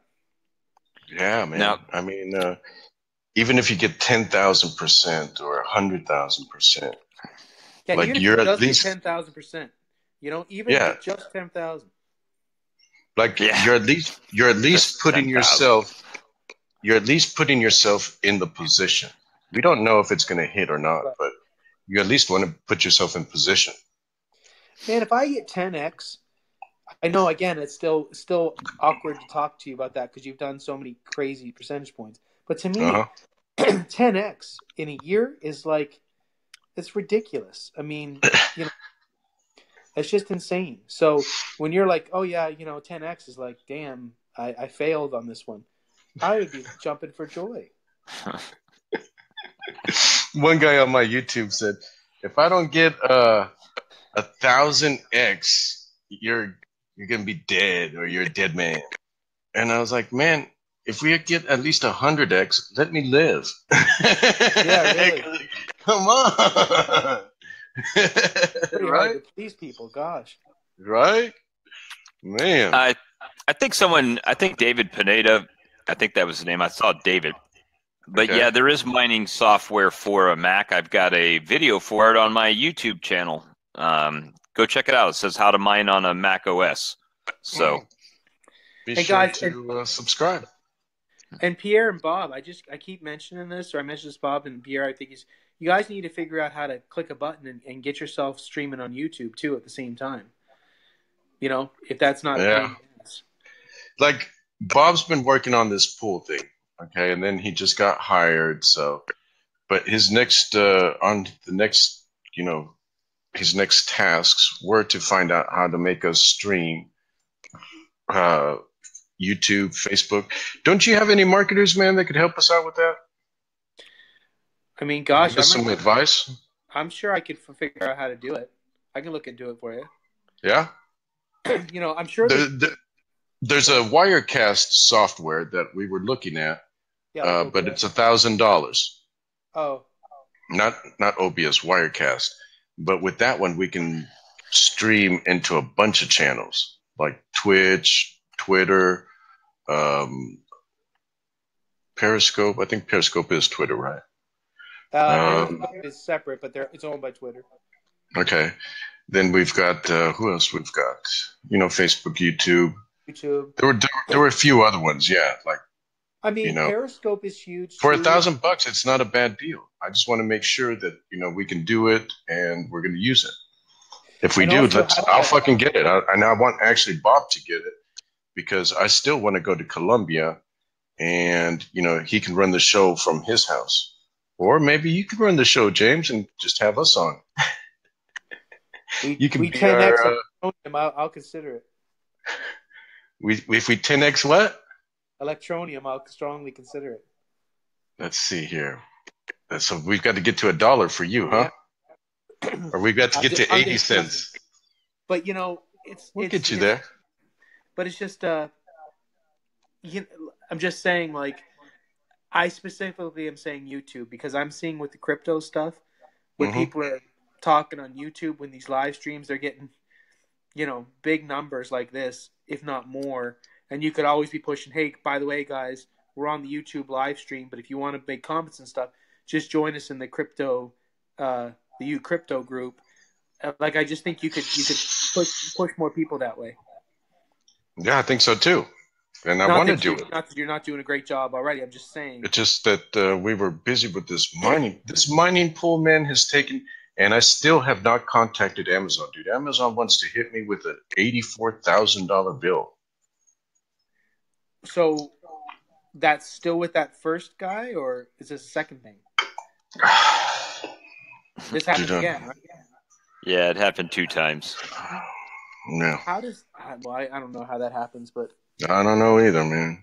Your AWS, so that's what your pool was running on. But you would think that Amazon, they know which IPs are made these accounts, so why not go after them? Like, really, you want to try to fuck me?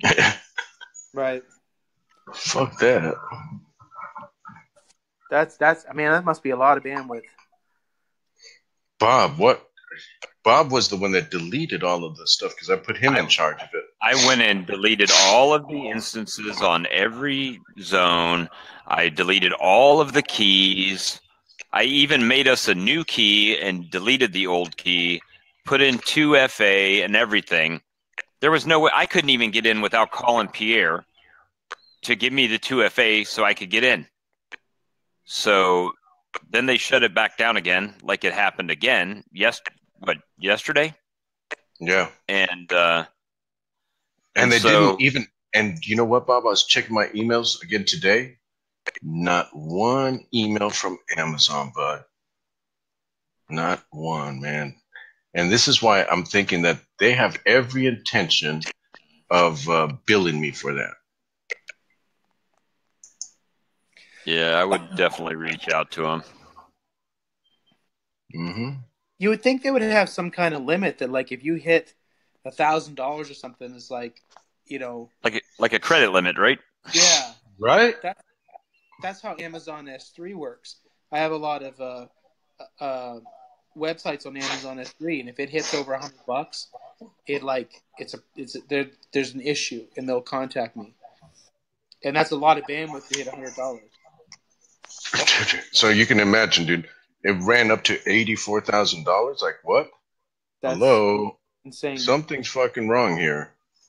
And then when I was talking to their security team, they said that by the pattern of this looks like it was that they noticed. This is typical fraud bullshit. So you shouldn't be billed for this at all. I was like, okay, thank you. Shouldn't. But right. That means you're still going to try?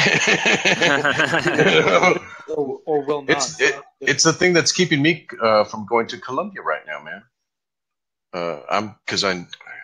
I'm expecting them to have a battle, and he said, she said type of thing, and no, guys, I'm not. I'll press charges. I don't give a fuck what I have to do, but I am not paying $84,000. For that. That's craziness. So, are you? Because I know you went to Colombia before, and then you came back. Is this going to be like more of a permanent thing when you do it this time? I don't think so, man. Because I'm basically going to launch this ICO, and I'm going to need to be in the States to handle business. I'm going to try and find the beach house and buy it. And that way I have a getaway to go to. But I still have my Vegas house here. I'm not selling my truck. So I have the guys that I'm pretty much like 80% sure that I'm going to contract. They've got their team here in Vegas. They've got 12 blockchain developers here in Vegas. So that's Vegas. Nice. Yeah, Vegas, Colombia. Oh, perfect. Yeah, that's awesome. I mean, that's the cool thing about being in a city like that, man. You have access to it's almost like LA or New York, man. You have pretty much everything there. Yeah, 24/7. It's only a growing city too. So it's like, what is it, like 2 million people now or something like that? It's crazy. Something like that. I don't even know. I don't even care. I bought a house here and I rented it, and just because of that, like the real estate prices are going up. I remember I bought it at like $330. I think it's at $390 And this was just like 6 months ago. Wow. Yeah, Vegas is happening in town, man. With the Raiders coming to town. I gotta support that. Yeah, I gotta support the Raiders when they move here too, man. Michael's gonna hate that. You know? It's awesome, man. I'm just so. Hey, who's your team? Who's your team, James? For what sport? Football. Man, I was a Colts fan growing up. I really liked Eric Dickerson, but I always kind of liked the Raiders. But I'm down here in the Carolinas, so I kind of pull for the Panthers. But I don't like their quarterback. I think it's kind of a. Bob, aren't you a Panthers fan? I sure am. I told you, James and I don't live very far away. Yeah. Got to make a trip down to Georgia there, hang out. No. Yeah, you should, James. We got to have a target. We hit whatever. We hit $1. We hit $1 at with Electro Neum. We have a party. At $1, I'm pretty sure everyone's coming to Colombia. Oh God, that'd be cool. Where are you? Where are you at? Like, are you near Medellin or? So, I'm actually closer to Cartagena. Okay. It's in between Cartagena and Cartagena. You've been there? Yeah, when I was in the Navy. Okay. So, but I want to have everything set up so it's like a VIP type of thing. Would you do something like get a mansion or something and have like certain people down, or what would like a hotel? Yeah, my intentions were to buy a big house on the beach. And like the one that I was looking at was half an acre, and I could actually build a 3-story building on it. It already had a 6-bedroom, 5-bath house on it, but I could actually build another 2 stories on top of that, and make it bigger if I wanted to. So my intentions were to buy something really nice on the beach where I could host, like 30-something people, okay, and then make it VIP, do maybe an Airbnb just for international people, because I'd like to hang out with international people. And then like if Don ever needed to do a mastermind, why not come to Colombia where, I've got everything on VIP status. Nice. Yeah. Yeah, I love that. Yeah, so whenever my buddies come, it's not a big deal. I even want to be distilling alcohol, in my property, and showing my guests how to do it and whatnot. And then plus in Colombia, man, 20 marijuana plants are legal. So I could also show them how to grow marijuana. Are they pretty relaxed with everything else down there? Yeah, even a gram of cocaine is legal in Colombia. Wow. Yeah. Like, I can't get in trouble in Colombia, man. I'm sure you could still find a way, probably. I doubt it. That's cool, though, man. It's like, and Spanish, right? You're fluent Spanish? That's cool. And also, the main reason, man, what I was thinking about Colombia is because they legalized medical marijuana on a federal level, okay? And they're one of the few countries that offer an export license. So one of my buddies is down there right now, and what he's doing is basically buying all the marijuana from the marijuana growers and then pressing it into hash oil. Bob, what the fuck are you doing over there? I got messages out the ass. I'm trying to catch up. What can I do? I hear this little ding, ding, ding, ding, ding. Oh, no, that's the... Here, let me unplug this. That's what it is. Okay, there we go. Cell phone. So is this the connections from the Dr. Reefer business that you know? Well, man, I've been out of the Dr. Reefer game for so long. Like, I went to prison back in 2011, I think, 2010, somewhere around there, the end of 2010. And then with my parole or probation, when I got out, they wouldn't let me have anything to do with medical marijuana. So I've been away from it all this time. And I'm glad, man. Like, I don't need to be into that. And thankfully, you know, I got me into internet marketing and then into crypto. But now, like, I'm one of the world's best marijuana growers, man. And now I've got, you know, a few $1 million in backing behind me. Right. I could easily make a fucking huge medical marijuana company. And I've got the Dr. Reefer name as, you know, branding. It's trademarked, got the domains and everything, social media channels. Like, it's a no-brainer. Plus my good name, you know, I've owned 5 dispensaries. I went through the fucking grinder with the federal government, with the state government. I mean, everybody knows my name. Everybody knows how good I am too, you know? So there's a lot of equity there. And it's a passion of mine too. That'd be cool if you could have the crypto working for you and maybe you could do something down there. Whatever that turned into, get both of those going for you. Yeah. I mean, I'm thinking a mining operation. I could put a mining operation down there. I could also do my medical marijuana thing down there. It's a win-win, dude, all the way around. And the price of labor is so cheap down there that I could basically dominate. Nobody could compete with me on a price level because my cost of labor is, you know, 1/10 of the regular world. Right. Yeah. Wow. Mm-hmm. I got some big plans, man. There's more strategy than just going down to Colombia and fucking off. The strategy is actually to build billion-dollar companies in a location where I can't get in trouble and I can have a great time.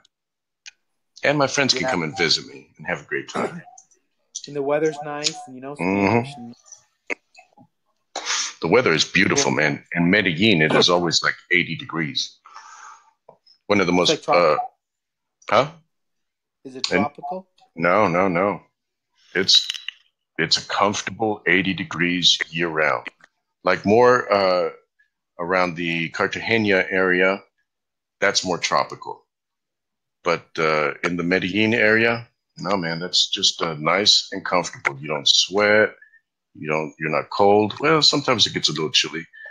But for the most part, it's just a beautiful place. What is that fucking noise? There's some...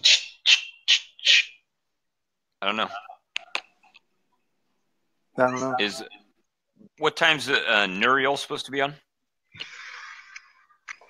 I'm not sure, man. Let me go here. Hopefully they're still watching. Sal, I can't like your comments if I don't know what you're saying. Because he did. Que madres... Let's see what Sal says here. He said it in Spanish. Que madres va a saber Spanish el doctor cuando ni siquiera puede decir Cartagena correctamente? LOL. No mames, doc. Ay, cabrón. Yo también, I got a fucking accent, man. I mean, I'm part gringo. I'm part gringo, buddy. I'm only half Mexican, man. I'm part gringo as well. Is the pinche oregano that you smoke, doc?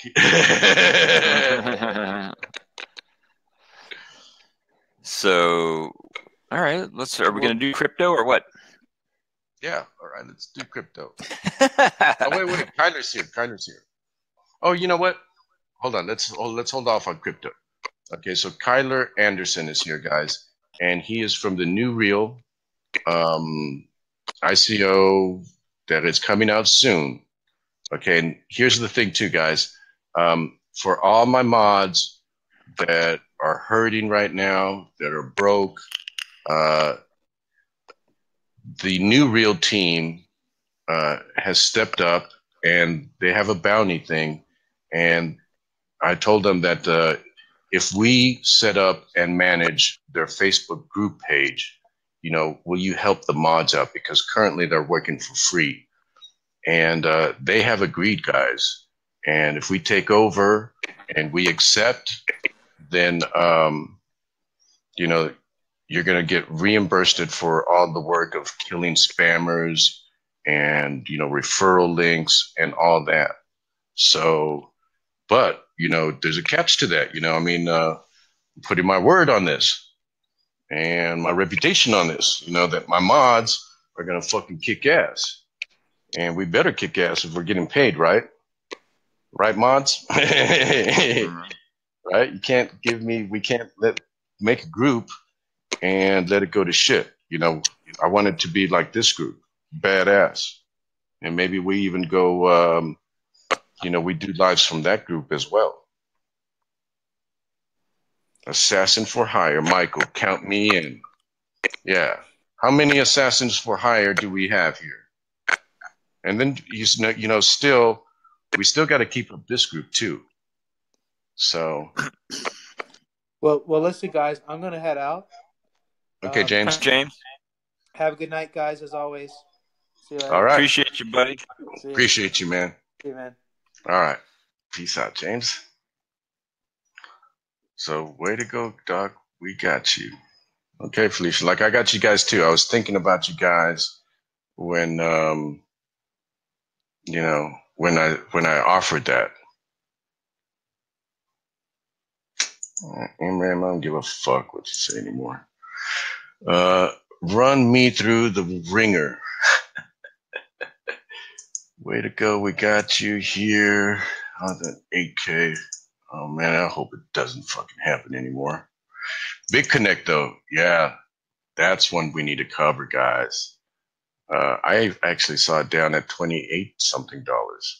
So people still buying it? You're fucking stupid. I can't believe 30? that. Did it just say $35? Yes, it just said $35 fucking dollars. Sarah, assassin for hire. Amy, assassin for hire. Nice. So let's see here. Kyler, if you want to come on, bud, now's a good time to come on. You see, I have some assassins for hire here. Trayvon James must be shitting his pants. Yep. All of them. All of those guys. Mm-hmm. Fucking Sean Davis. Right now. I'm glad you brought him up, man. Because remember when he had the fucking nerve to, you promoted a scam too. I said, yeah, but I reimbursed everybody, dickhead. I said, let me see you. Now, let's see if he reimbursed everybody who bought under his link. Come on, Sean, you want to come on the show? Personal invitation, bro. I'll keep it civil, respectful, and you could give your side of the facts. Hey, you got to link Kyler the thing. Kyler, okay, Kyler. Hold on just a second. Where is he? Okay, Kyler. Yes, David, it is.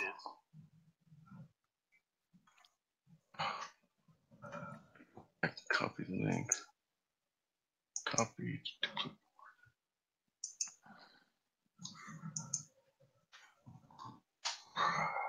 Okay, bud, just sent it to you. Let me see here. Assassin for hire, but I love to kill him for free. How's it going, man? Welcome back. Hey, welcome back, Kyler. Hey, can you zoom out a little? Yeah, so actually, it's highlight just your name. Camera. Let me pull it back. There we go. I just got to sit back like this. Okay, because see, I want to try to highlight your name, and then, yeah, like right there, I'm covering the bottom part of your beard. Gotcha. Cool. Let me see if I can. Yeah, there we go. There we go. Perfect. Yeah, I need to keep this brief because I'm actually about to get on a call with Will, and let me hype that up too, guys. Will, the chief engineer of the Neurial project, is going to be on for the last hour of the show, talking to Pierre and Bob. So that should be an exciting time too. Yeah, that should be really good. The chief engineer, guys. Yeah. So get your homework out and get some real good questions because it's going to be off the hook. He's going to. So let me talk. Go ahead. No, I was just gonna say, let me talk real quick to your mods. We're excited to bring you on. We're gonna be starting the show, starting the group tomorrow. We're gonna be doing a Nuriel live stream tomorrow. We do a weekly team live stream just to keep everybody that's involved in the project on the same page on a weekly basis. We're gonna be dropping what we call our task list tomorrow. That's a bunch of bounties. So Okay. watch for that. We'll post the link into the group or into your guys' group as well. And then if we can figure out when the mods would be a good time for them to just meet up and have a little call with me, maybe on Google Hangouts, so we can go over some ground rules. So mods, you should send a friend request to Kyler and hook up with them. I did start a Facebook group. I started it. I named it New Real Holders, just in case, but if you want to do your own one under your control, that's fine. No cool, problems man. with that. Yeah, we've got some official graphics that will pop on there too. So I'll get with you after the show. I mean, I know that you're also going to be meeting with Will after the show. So I think what we'll probably do is send you a link to a Google Hangout instead of using this one, since we can only do 3 people in it. Yeah. If you can show us how to.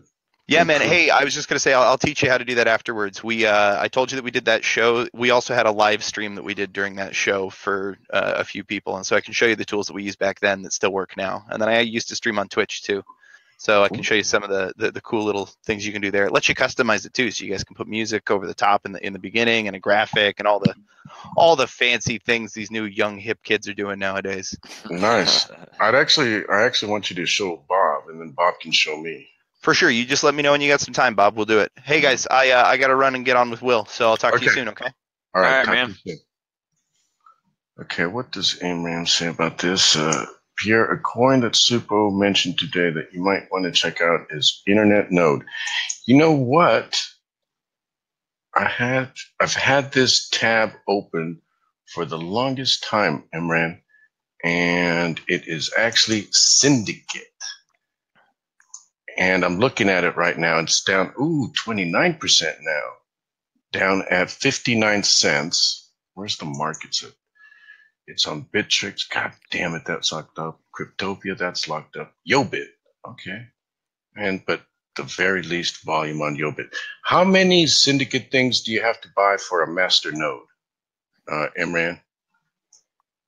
Because that fucker got away from me. And now that it's come back down, it's now in my radar. But he says this, so Superman says that the Internet Node token, he's calling it a possible new AntShares. Got to check that out, because AntShares is made me a millionaire. 5,000, he says. 5,000. Okay, let's see here. 5,000, and I would have to buy at 60 cents. What does that come out to, Bob? 60% of 5,000. No, 60 cents, and I need 5,000. 3,000. 3,000? Mm-hmm. I could do that, but what do I want to sell for that? And it's on Yobit. Let's see here. What can I move, though, to Yobit? What do I have on Yobit?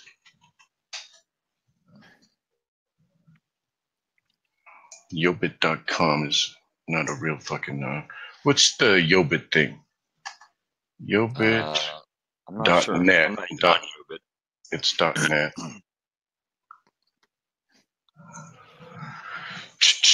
I gotta log in. Okay, well, this one, hopefully, at the end of the show, this thing will not. Now I need the authorization thing. All right. I'll be right back. All right, hold on, guys. Let me trying to sign into my Yobit. Okay. Then I've got a meeting here from my mom. Sure.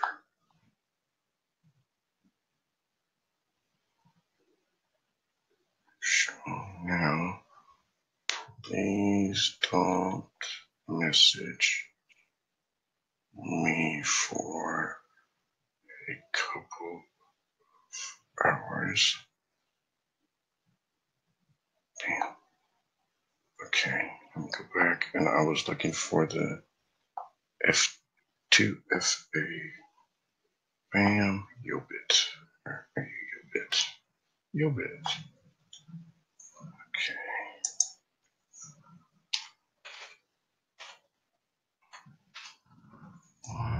Bam. Did you get it? There we go. Okay. All right. I've got my. God damn it, Mama said don't fucking get me back.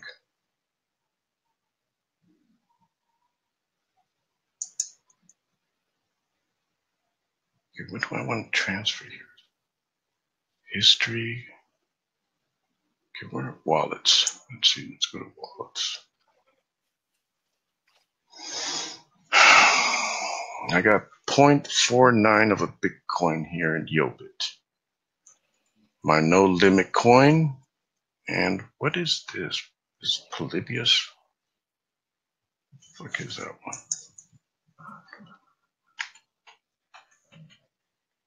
Let's see here.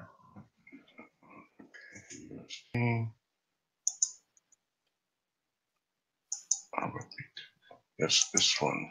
Let me see this one. Ugh.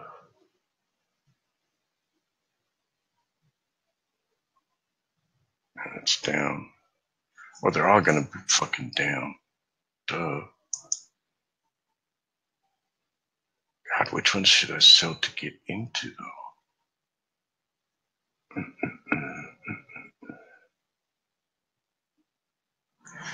And I need 3,500.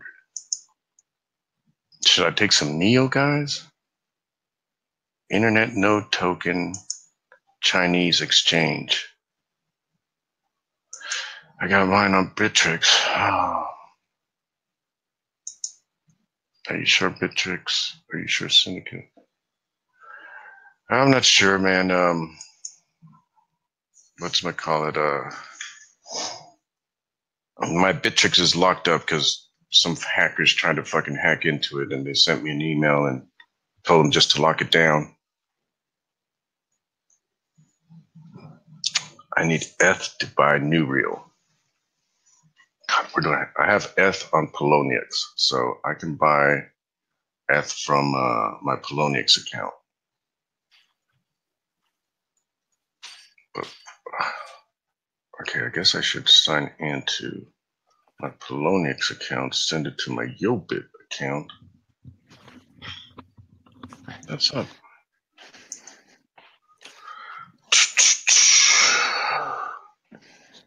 You need ETH to buy Nuriel. Yeah. That's all right. I got ETH in my Poloniex. It's just that, God, man, you know, I don't want to sell, and not at these prices, because I have to get out of some positions to get into, you know, a Syndicate, into New Real. And like I'm giving up, the only one that I'm really not giving up a discount to is really Neo. Neo is still up majorly for me. Even though right now it's at 122, right, and it was at 192. So, but still, like, Neo, I hate to let my Neo go. I fucking hate to let my Neo go. But if I needed $3,000, I would only need 30 Neos. I could do that, and I get a masternode. Fuck yeah, I'll do that. Can I send Neo to Yobit? Let's see here. Search Neo. Neo. No Neo on fucking Yobit. Great. Fuck. Oh, what a nightmare. So you're trying to buy Nuriel right now? No, I was trying to buy Syndicate.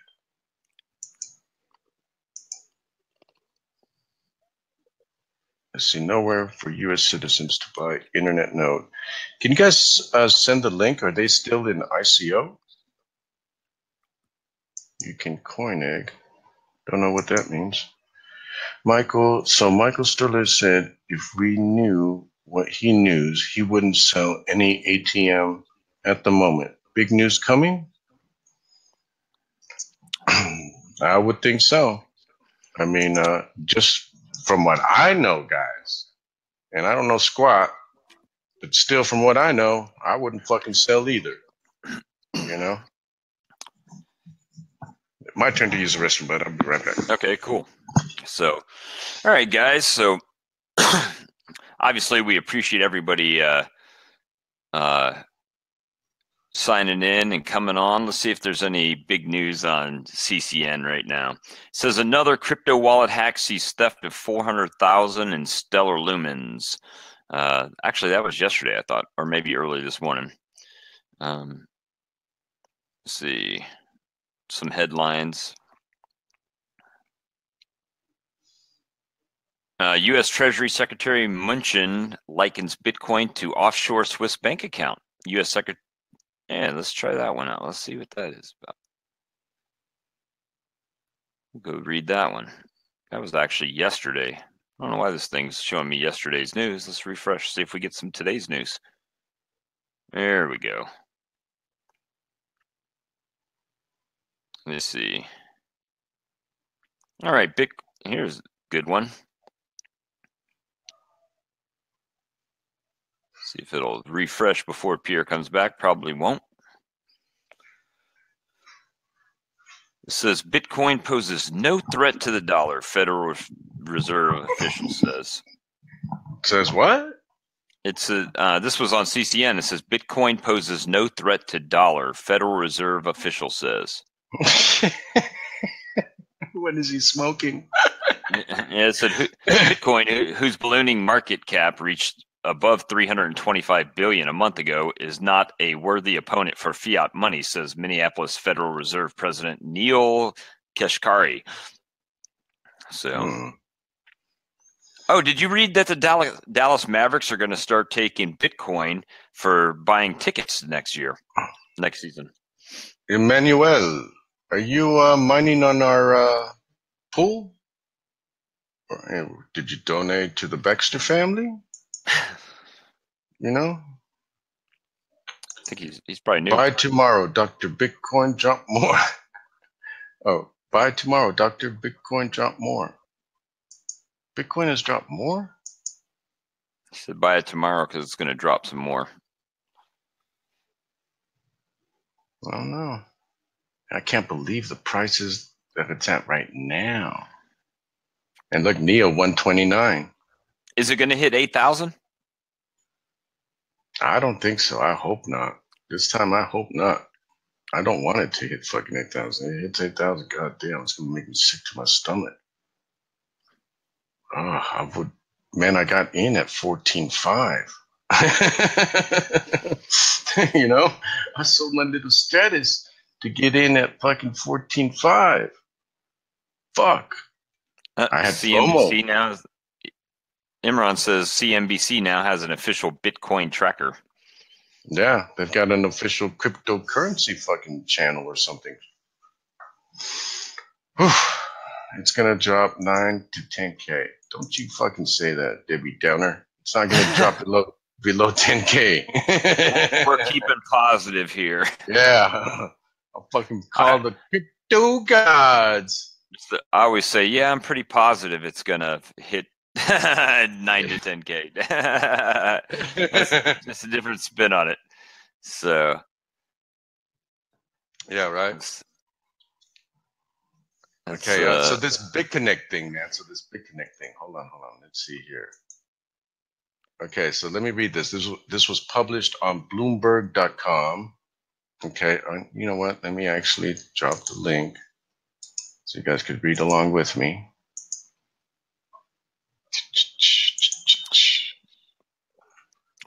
But how? Never mind. I'm not going to say but how. I know but how. But I mean, for devil's advocate's sake, how can a company that has all of the coins tied up I mean, they're holding all of the coins, right? If you're lending them, they're holding them. Okay. So how can that even drop? I mean, how can they just close down? Because, I mean, they've got all the coins. Okay, so let me read this article here. The article on Bloomberg, and this is in their technology section. BitConnect closes exchange as states warn of unregulated sales by Olga Karif. And this was published January 16th this year at 2:45 p.m. Pacific Standard Time. BitConnect said it is closing the company's cryptocurrency exchange and lending operation after receiving 2 cease and desist letters from state authorities for the unauthorized sale of securities and suffering from denial of service attacks. That's even interesting that they're suffering denial of service attacks, right? Because that means hackers are trying to take them down. That's interesting, man. I wonder if those same hackers, helped take down the scammers that we exposed. So go get them, guys. All right, so the state Texas Securities Board and North Carolina Secretary of State Securities Division warned that the firm isn't registered to sell securities in those states, the company said on its website Tuesday. BitConnect offered to let people receive interest on their digital coin balance by lending or investing their capital. BitConnect's token, BB or BCC, was among the world's top 20 successful tokens until its price plunged 65% since January 3rd. As the states announced the actions launched a year ago, the coin still has a market cap of almost $1 billion. Really? So it's been a little bit longer since this thing came out, but let's see where this fucking BitConnect is at.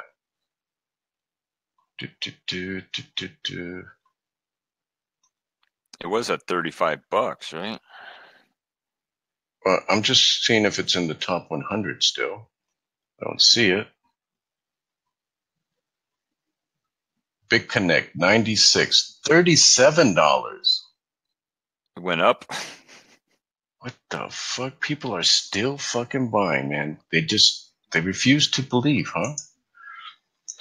Okay, so states are becoming more active in joining federal authorities and going after businesses related to Bitcoin and other digital currencies that they allege tried to avoid proper registrations. The Securities and Exchange Commission recently halted an initial coin offering in which a startup issues shares to raise funds of Munchie Inc. after it was found to have offered unregistered securities. BitConnect.com will continue to operate as a wallet and a news site, it said. Yeah, dude, no one's going to... A wallet for what? Yeah, right? Everybody knows you're a scam. Nobody's going to come back to you guys. You know what, man? People are still going to fucking come back. They just refuse. Some people, dude, you just can't do anything. Yeah, the big news is Trevon is in his bathroom crying. I bet you he is, like a little fucking bitch. What about Craig Martin or whatever his name is that always runs the YouTube ads when you go to watch a video? It like automatically comes up there. This is my Bitcoin portfolio, and I'm traveling the world using my Bitcoin. And staying in the best hotels because they take Bitcoin. Mm-hmm. And you know what's funny, man, is that everybody told that motherfucker and everybody else who was promoting fucking BitConnect that it's a fucking scam. It's a Ponzi scam. Do not fucking do it. And you know what? I got to give Sean Davis credit here because he stopped promoting that. And maybe because we ragged on him for that. Maybe he did that after we ragged on him. But he did stop. So that is honorable on his part that he did stop that, because it's just a scam, and it's going to, you know what, even though he did stop, it's still going to tarnish his name, dude. Like, everybody can still say, hey, bud, you remember when you fucking promoted BitConnect? Your fucking hands aren't so clean. I wonder if he did a video yet. Ooh, I wonder. Has he informed his, you should have seen Superman live streaming and going to Trayvon James live stream. It's a must watch. Really? Tell us more about it, Michael. I did not see that, man. That is a good. I'm on Trayvon James right here. 4 hours ago, he posted one called "You Win," and with BitConnect. Yeah. So that must be like an ode to Superman. 67,000 views in 4 hours. Yeah, man. We're fucking slacking over here on Facebook. Guys, I've been in YouTube prison. I come out of YouTube prison on the 28th. That's the one. You win, says David Pineda. Yeah. It was hilarious. I saw it. Tell me about it, guys. Yeah, he don't look all happy in this one. He doesn't look all happy in this one? Nah, he looks like he's about to fucking vomit. Oh, I bet, man. I fucking bet. He doesn't have like all the whole. Does he still have the classical music? How he fucking. Dude, no music. No fucking funeral right now, huh? Yeah, I bet you his fucking emails blowed up. He was waving a white flag, but the live comments in his chat were all caps saying, fuck you, Trayvon. Yeah. Fuck you, Trayvon. Yeah, he says this is going to be a special stream. Yeah. Oh my gosh, dude, you should see the comments scrolling by on the side. Really? He said, I'm not going to play victim. He's not going to play victim. No, he's not a victim. He's a fucking, he's complicit in the fucking thing.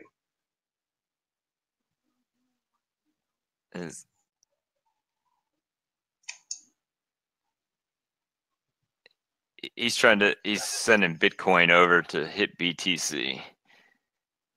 Who is? I'm watching the video as we're sitting here. I'm going to grab a beer. I'll be right back. Let me see. He said he should have Bitcoin on the way over there. He's got like 0.002 Bitcoin in his trading account.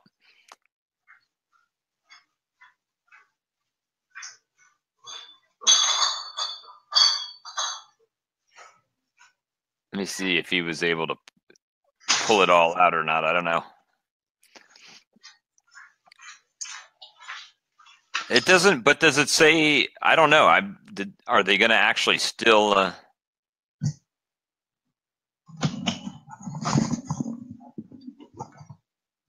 Superman was dying, and even would like to. Dude, disconnect. What?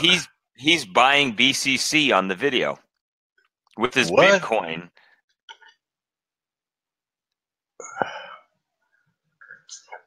That actually might be, good play. Better than BitConnect.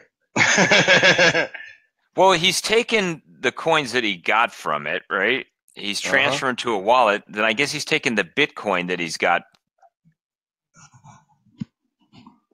The site's still glitchy, he says. Yeah, that's because everybody's trying to pull their shit out.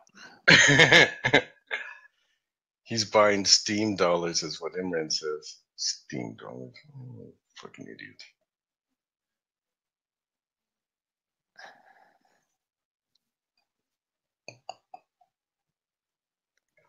Oh, fuck you, Trayvon. Fuck all you motherfuckers. Promoting a Ponzi fucking scheme. Yeah. Oh, dude, I got to watch that whole thing, but I don't have 30 minutes to sit here and do that.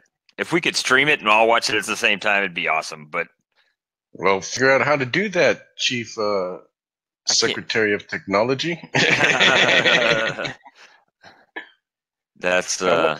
What happened with that internet node type of thing? Is that Imran? You have a link for that? Dog, can I put my POW token? Felicia, you can put your POW token referral link in, and this is for free, guys. You don't have to buy in anything. And Felicia is actually the one that got us started here. Yeah, got us the information. I used her link to register, and then provided my referrals. I haven't even checked it to see where it's at. Okay, David says, just saw Craig Martin. He hasn't given up. He is more like, we will come back, blah, blah, blah. Really? Wow, what a fucking jerk off. Well, you know, the thing that I can say about Craig Martin, when he does his video, he's showing his Exodus wallet, not his BitConnect wallet. So he's moved out a lot ahead of time. But, I mean,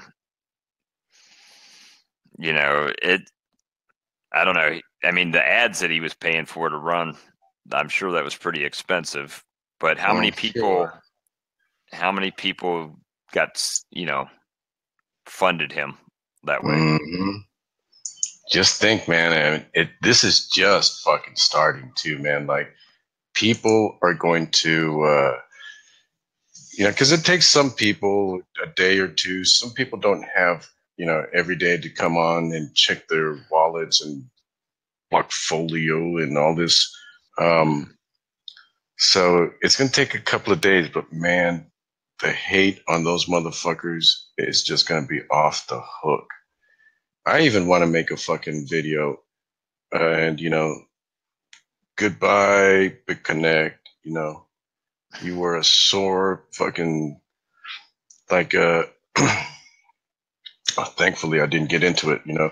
When I heard that it was, you know, a Ponzi type of scheme, I was like, nope, I want no part of that. But I remember watching Derek from fucking Madagascar. Has he done anything? Because he used to promote shit out of fucking BitConnect as well. Let me see. That's a very good question you asked there. Let me see. I want to see that. I wonder what Ryan Hildreth said. That's another one. That's another one? Yeah. Guys, post the links to anyone that promoted BitConnect. Nothing from Sean. Nothing from Sean. No, not yet. All right, let me see. Where's he at?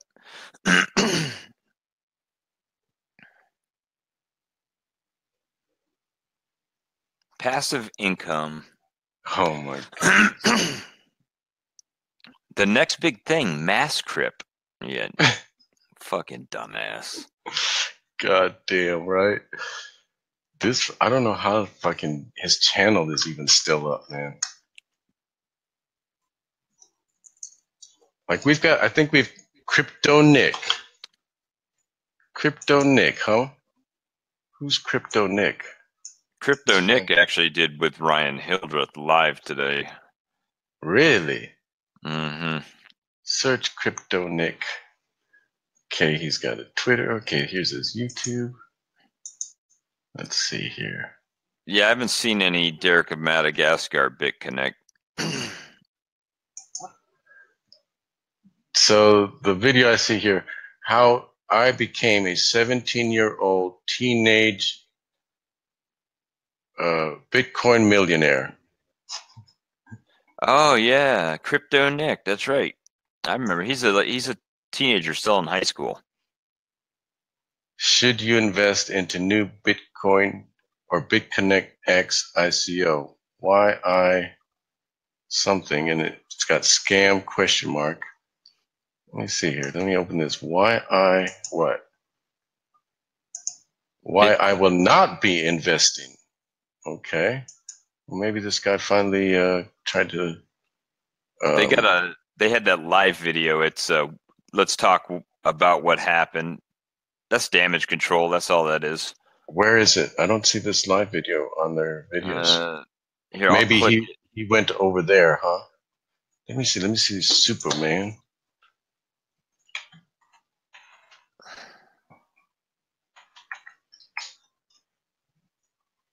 Okay, here's Superman. Videos. Big Connect lending shuts down. Is that the one? 30. It's only got 30K views. Market crash. Tip to maximize. 3 highly potential. I'm trying to. Superman's funny, man, with this fucking cape and being like a Superman. He's made me a lot of money. So, and then these fucking facial expressions that he makes, man, he's fucking hilarious. Let's see. So the only one I see is okay. Let me look for Trayvon. Yeah, I got one for you. Trayvon James, right? Okay. I can't get the. You win. 60. Okay, this is gonna. I want to see this one later today. New tab. Okay. Man, my computer ain't doing shit right now. Really? All right, so I'm gonna send you the link to that one that I'm saying in our little chat here. Okay. There you go. Chevron said he was buying more BCC.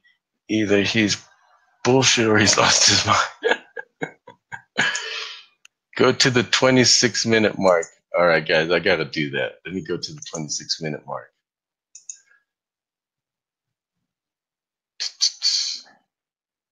Looks like Shadow said, looks like they're trying to get him to buy into BCCX. Oh, I bet. Let's see what he's saying here. Hold on. 26 minutes. I like how they have this scrolling thing and they have their Facebook, they have their Instagram, Twitter. It's pretty cool.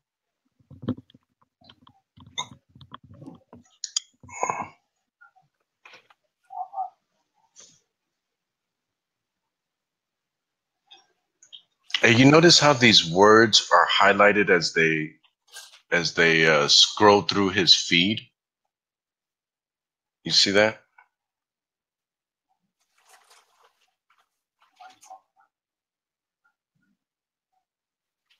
No one got a fucking refund. No one got it. Guys, if you got a fucking refund, post it here. If any of you guys were into BitConnect and they sent you a refund or you lost your money, own up to it, guys. Come on. Put it in the comments. Trayvon is saying everybody got a refund. Just one look at, I wouldn't trust him, just saying. Just saying, man, me neither. But you could see how fake it all was, guys. With his fucking classical music, like, it disgusted me. You know this motherfucker isn't listening to classical music. Everybody telling him it's a Ponzi scheme and he couldn't figure it out. It's like the federal government that refuses to end the war on drugs because their paychecks depend on it. The DEA. Drugs bad, okay? Yeah, because your fucking paycheck depends on it, asshole. Okay, now my Facebook is dinging. Let's go over here and see what is dinging me. Okay. Got freaking hungry all of a sudden. And I'm not even smoking weed. Hey, on the Neo, I said they posted, what did they post? Rip Mr. Big Connect, right? With a little sad face and the Big Connect at $29. And then I commented on there and I said, sad for those stupid people that got into the Ponzi scheme, but we fucking told you, exclamation mark, exclamation mark. And then this guy, Teret Farez, replied to me and said, we should have listened to the doc. Shaking my head. Yeah, man. This is going to hurt a lot of people. That's the sad part about this, man. Okay, let's see. Eli.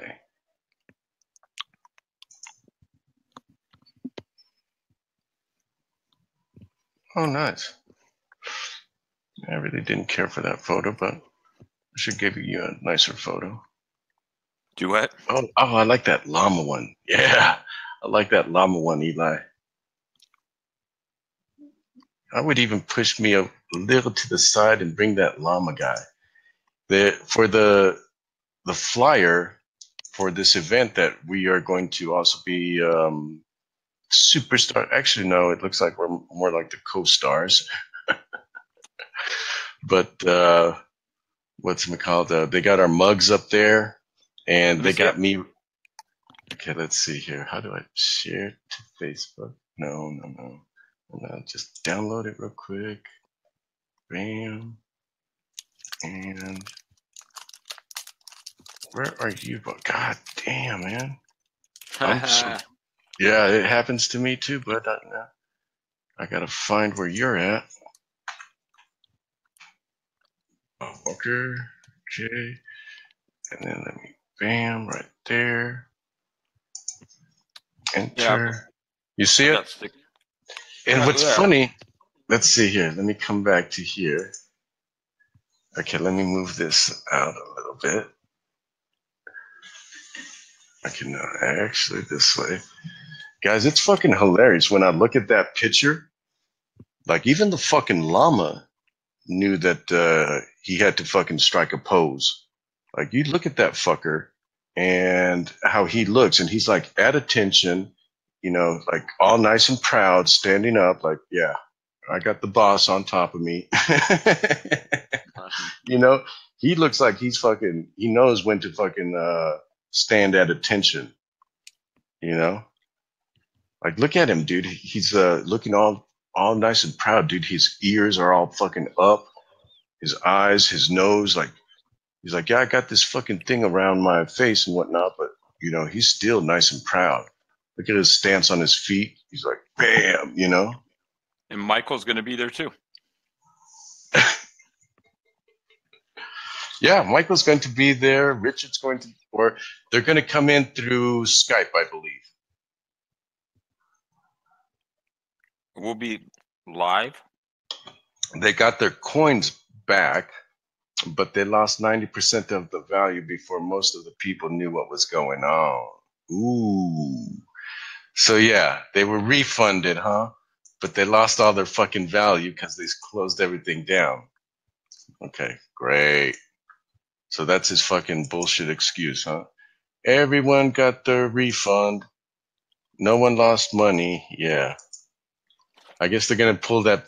You don't lose money if you don't sell. Well, when it was $300 yesterday and $37 today, and everybody's trying to sell it, yeah, I guess you're going to have a hard time. Oh, let's talk live with Ryan Hildreth and Crypto Nick. Yeah, it's the one I sent you. He's another one of those guys that, like, every day was every day. I mean, he would have pictures of him driving his Ferrari down the street. Do his videos in the Ferrari. Oh man, the Cryptopia is down for maintenance. Yeah, well, like that's God, man, those fucking jerk offs. And then join me, put your money here. You'll be driving a Ferrari like me and a Lambo. When Lambo, right now, Lambo. Yep. Oh man, they deserve it. They fucking deserve it, man. That's exactly what he said. LOL. I bet. The fact they're even talking about refunds proves it's a fraud. Not necessarily, bud. You know, some people, hey, I've had to give refunds back. Well, I didn't have to, but I wanted to. And that's just to, sometimes you got to own up to your mistakes, but we know that this isn't a fucking mistake. This this was a Ponzi scheme right off the bat. They couldn't justify how they made their money and their payouts. Like, they were just, they were not even transparent. You didn't know who owned the company, who the CEO was, or anything. Yeah.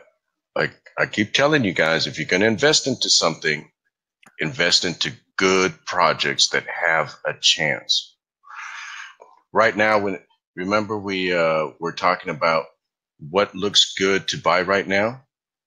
And whenever somebody tells me that, guys, like, first I ask them, like, what are your goals, man? You want a 10x? You want a 100x? You want a 1000x?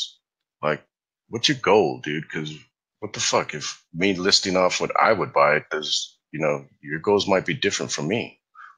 Like right now, with everything down 20, 30, 40%, right? If you're one of these traders, you just want to get that, 30, 40, 50% in a couple of days when the money comes running back in. This was unbelievable that the market cap went under 500 billion to me, Bob. 493 billion. Let's see. Let me refresh. 507. The crypto spirits. Let's do a little. Hey, Bob. Yes, sir. Let's do a little fist bump for the crypto spirits, guys. They listened. They came back, and they're fucking chasing away these life-sucking vampires. It's funny, Bob, when I see the charts and I see the red, that's going down. Right. They look like teeth to me, dude. And they're just like vampires, like you life-sucking vampires. If it wasn't for you, I'd be a billionaire. Hunt you fuckers down. Trayvon James will need BTC to bail himself out of prison. Dude, it's not just prison, man. He's gonna be having to look over his shoulders, dude, and that's the worst part.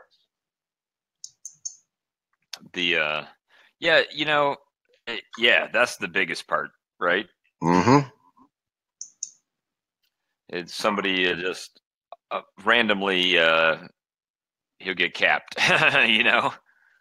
Dude, you imagine, man, somebody that puts in $500,000 or $1 million because they saw this guy James, they investigated a little, and this man, I fell for this fucking Ponzi scheme, and this motherfucker knew about it, and he was promoting it on purpose. Dude, those kind of people, man, you do not want to make enemies, So, I wish you well, James, and everyone else who promoted BitConnect, but you motherfuckers knew, everyone told you it was a fucking Ponzi, and you still chose to take their fucking money, and, karma. You got 100 miners. Karma will find you. You will get some. Probably, Michael. You might like that, actually. We're back to him and his classical music. We're back to what? 100 miners. So we get a few more guys, and we're gonna start hitting them blocks. See, Bob, doesn't this feel fucking good to you? Like, remember how hard we worked for it, Bob? Like every day, please come to mine, and Bob signing into computers and I still got a few of those to do. I still got a couple, but it's good. It's not as bad, but the whole thing, Bob, like our ship went down. We had to move it and tell everybody to, hey man, you guys want to come and move with us? And 100 of our buddies said, okay, fuck yeah, we'll ride with you. That is fucking cool, bud. Like, it doesn't matter. Like, they know that we're doing we're trying to do our best. Yeah, man. And that's commendable, honorable, and we're not like these fucking BitConnect bullshit motherfuckers ripping people off. I hope you guys appreciate that. We do not fucking promote any kind of Ponzi scheme or any kind. Okay, we did get caught with our pants down for one fucking thing that we thought was ICO that we thought was legit. We put a stop to it, I think within the hour or two. And, you know, we refunded everybody, and we're still doing the refunds, guys. Some guys are in Europe and whatnot, and they don't come on every day and watch our show. But anybody that used Bob's link, I'm refunding them. Like, everybody gets their money back on that. Is the miner count determined by machines or by ETN addresses? Asks Tony. That's a good question, because in the old pool, it was just by ETN address. So, yeah, the last one was by the ETN address, but this one, it could be different. I didn't write the script, so you guys got honor. I give you that. You're promoting solid projects. I'm trying to help you guys too. We appreciate it, buddy. Yeah. And you can.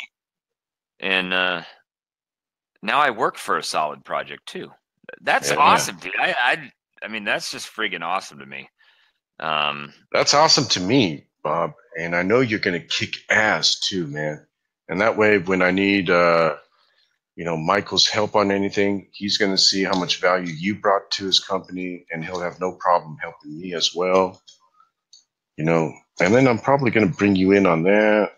You know, I mean, just because you got a new employer, bud, it doesn't really change much. And still, you know what's funny, guys?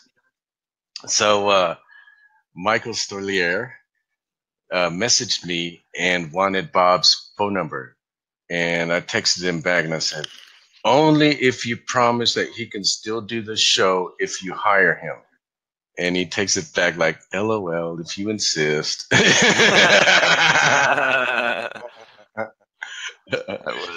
Yeah. And then I texted back something like, bud, you are welcome to come on whenever you have the time, you know? Like, but if you got somebody downstairs that wants to give you $1 million, like, handle that first and then come on afterward. You can come on anytime, man. It doesn't have to be scheduled. If you're listening right now, he might be, man, you know. He might be doing recon work on us. We got 64 still.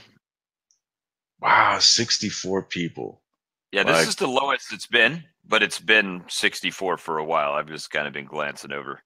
So now it's 62. Two people like, oh, he just said there's 64. We're out of here. And took off. Might have been Michael. He's like, I've been spotted doing recon work. You really helped them with other scam. Cost them $23K. No thanks. All right.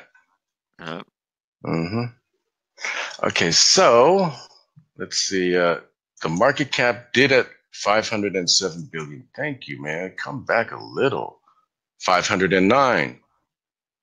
It's just ticking right on back up, man. Yeah. That's what worries me, dude. I got to get into that syndicate if I want to get a master node. And I don't know. I can't send fucking Neo over there, Bob. And I got to put 3,000 into it.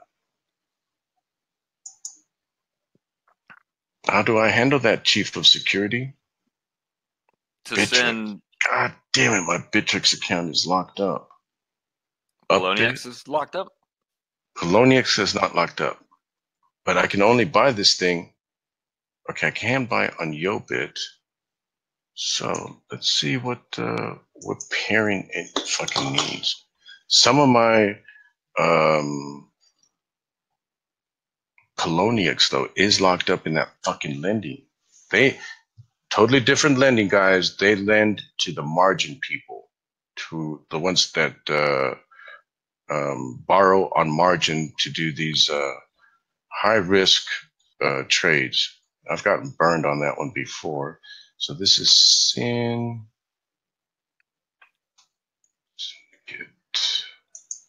Everything is still just red. Fucking down, right? Verge is way down right now. So let's see. How much would 5,000 cost me? Electro Neum's a buy at 10 cent. 10.5 cent right now. Really? Yeah, 10.5. It's going to cost me 0.68 of a Bitcoin. Okay, where do I have 0.6? Poloniex.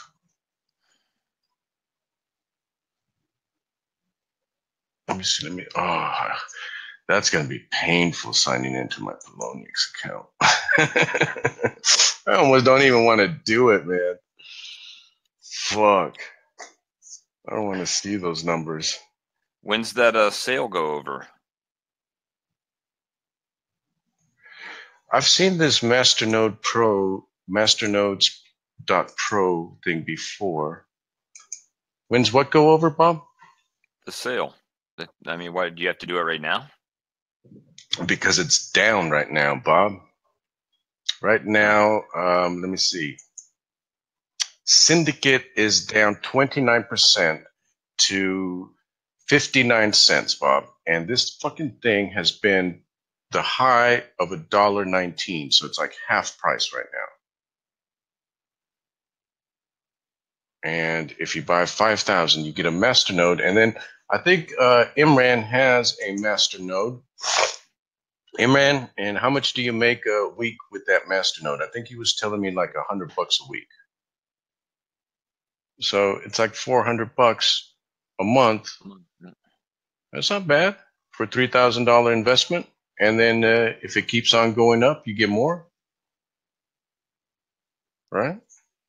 Yeah, that's. Don't say I didn't warn you. Or whatever. Don't talk like that, man. Okay. Do you know if I can use an Ethereum wallet for the titanium ICO, or does it have to be my Ether, etc.? My Ether or Mu, right? That's the two that they have on there, because you have to be able to use the, the add a token option.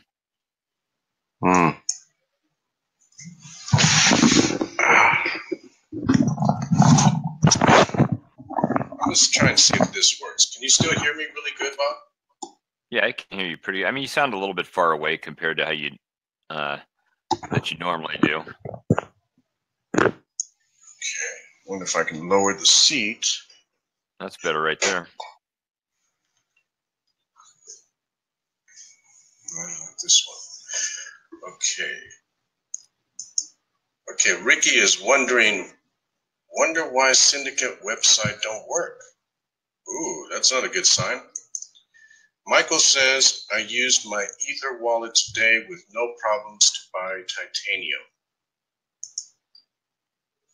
Hey, Michael, you might want to get your referral link, man, and make a YouTube video for titanium, man, and do a review and do the steps that we have described, and they should be in the group under the files. And, at the end, tell them if you have found this information to be useful, please use my referral link, because it'll pay some bills and encourage me to do more. And see what happens, man. Try to do a video a day or 2 videos a day and upload them. Play around with the titles a little bit, maybe even do a YouTube search, and then see, the results and the titles, how they titled it. Maybe go into the description, see how many times they use the keywords. Because if you get up on the first page of the results, man, you could,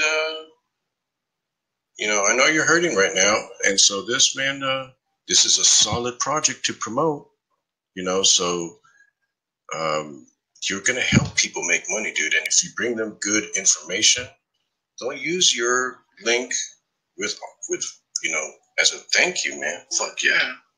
Okay, so good tip doc, syndicate website, working ?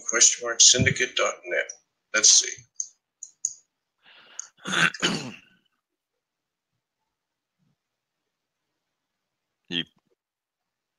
Yeah, it's working for me. Get masternode wallet.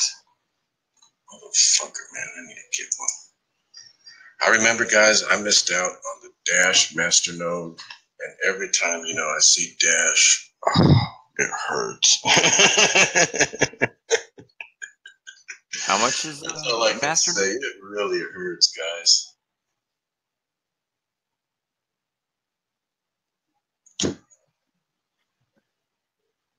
It's called Carve. Now that's $12 per coin. That's why you don't sell it all, Ram. You know? You gotta, like, if you're gonna sell 50%. But if you're just buying to get the masternode, and if you sell a little, you gotta stake a certain amount of coins, guys. And if you go below it, no more masternode, and you get a revenue from being the masternode. So, you guys saw Spade ICO targeting online and regular gambling and betting industry.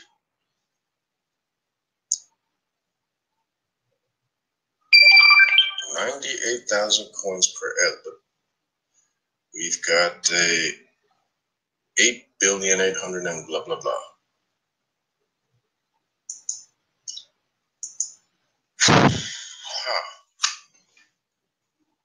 I don't know, man. I need more information, Jose. There's a list of things, and you know what? Have we made that list available, Bob? Because one of the things I'd like to do, instead of people just mentioning that, what do you think about this? What do you think about that? No. I'm thinking,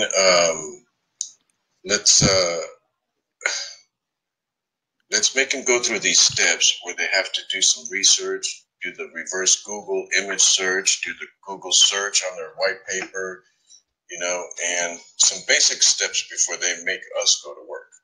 You know what I'm saying, Bob? You feel me, Bob? I do feel you. I don't have the time to do all that stuff, man. Yeah, neither do I.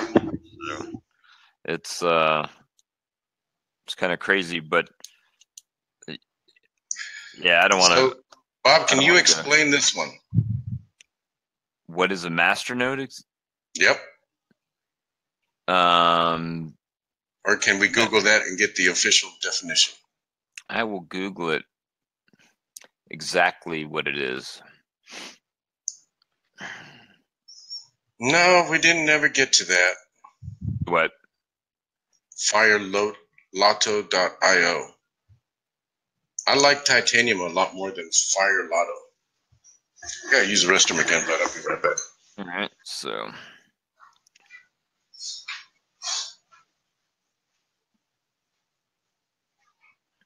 All right, so this is probably going to be a very long article. So I will copy and see if I can find the comments for the video.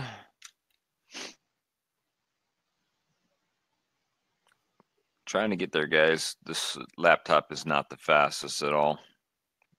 It's got an AMD A8 processor in it, and I've got a lot of windows open.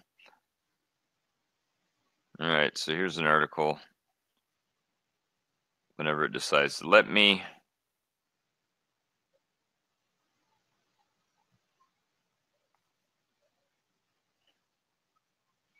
All right, that's from the Merkle. There you go. But if you want to follow along. All right, so. Merkle, what is a masternode? Yep. It says, explaining the idea of a masternode, it is important to understand how the Dash ecosystem works before one can see the value of a masternode. Dash, a popular privacy-centric altcoin, uses a proof-of-work system similar to the one found in Bitcoin. However, that is only part of the ecosystem that allows users to earn money. Not everyone is able to contribute to the network as a miner, which is why masternodes were introduced. Look at a masternode as a special server that is maintained at all times. Masternodes are trustless and decentralized. similar to how Bitcoin nodes operate. There is a major difference, though, as Dash masternodes can take care of the anonymization part of the dark send protocol. Users can opt to send transactions anonymously by using this feature directly from their Dash wallet. Every masternode on the network provides an anonymization service, ensuring there is no centralized party to attack or take down. Moreover, masternodes ensure all transactions are validated in near real time, making them quite efficient. Unlike Bitcoin nodes, however, owners of a Dash node will receive a financial compensation for providing these invaluable services. Let me see. Okay, individual masternodes on the network have a chance to be selected as a recipient of part of each mine block's value. As more time progresses, masternodes will earn the same share per block reward, 45%. Yet it will take longer for investors to see a return on investment. For example, with 1,000 masternodes in January of 2016, the select masternode would earn 47.3 ROI per year. 470%. This article says 473. 47.3% return on investment. Okay, that's not really that much. Increasing the number of nodes fourfold means every node sees 11.8 return on investment. It is expected this number will drop between 4.5 and 18.1 annually by 2029, depending on how many nodes are a part of the ecosystem at that time. All right. To achieve this ROI masternode, owners must place 1,000 Dash into a wallet associated with this node. Moving the funds out of the wallet will remove the masternode from the network. Additionally, the wallet address will no longer be eligible for rewards either. It says it is possible for users to move their funds out of their wallet at any given time, although it is not in anyone's best interest to do so overnight. With the rewards flowing in virtually every week, there is a lot of passive income to be generated by running a masternode. All things considered, using a masternode is an intriguing system that is a great way to attract investors early on. As Dash was priced much lower per coin a few years ago, putting up 1,000 Dash as collateral and then running a masternode till today would have earned a user substantial profit. Substantial profit. I hate when they do that, man. Like, what is substantial? Give me some fucking numbers. Right. It says, moreover, given Dash's value appreciation, the passively generated interest almost quadrupled in value as well. It is quintupled, not quadrupled, quintupled. Quintupled 5 times, right? In value as well. It is doubtful Bitcoin will ever introduce masternodes into its ecosystem, albeit would be quite interesting to see for sure. Yeah, albeit it would, but highly doubtful. Looks like they don't want to introduce any masternodes.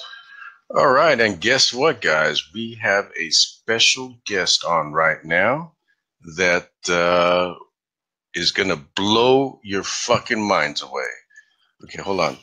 Imram, hey, Doc, Stratus is a masternode coin. Yeah, but I think they wanted like 100,000 coins or something. I know I fucked up when I sold Stratus, but, you know, can you please? No, Felicia, we have to move on. Okay, but the link is in there. But now, guys, we've got a guy that is going to blow your minds away, and we're going to have an awesome discussion right now. And so I'm asking you to please share and welcome Will Bound. Dun, dun, dun, here he comes. Bam. Hello, Will. Can you hear me? I don't see him on my screen. I see him, but I cannot hear him. There he is. I can't hear him. I can't hear him. No sound, bud. Let's see here. Let me type that in there. No sound. Can you hear us? It seems like he can hear us. but we can't hear you, and no sound. Put that up there, and hopefully no sounds. Can't hear you, bud, or Will, I'm going to take you out, and when I take you out, if you look on the little block there, there's a little. If you move the little thing out, it shuts off the camera, and then there'll be a little cogwheel, and under that little cogwheel, try to play and see if you can get the right microphone or whatever.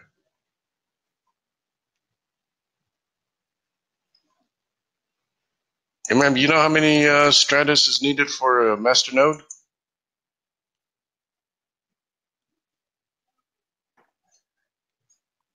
I want a Stratus master node.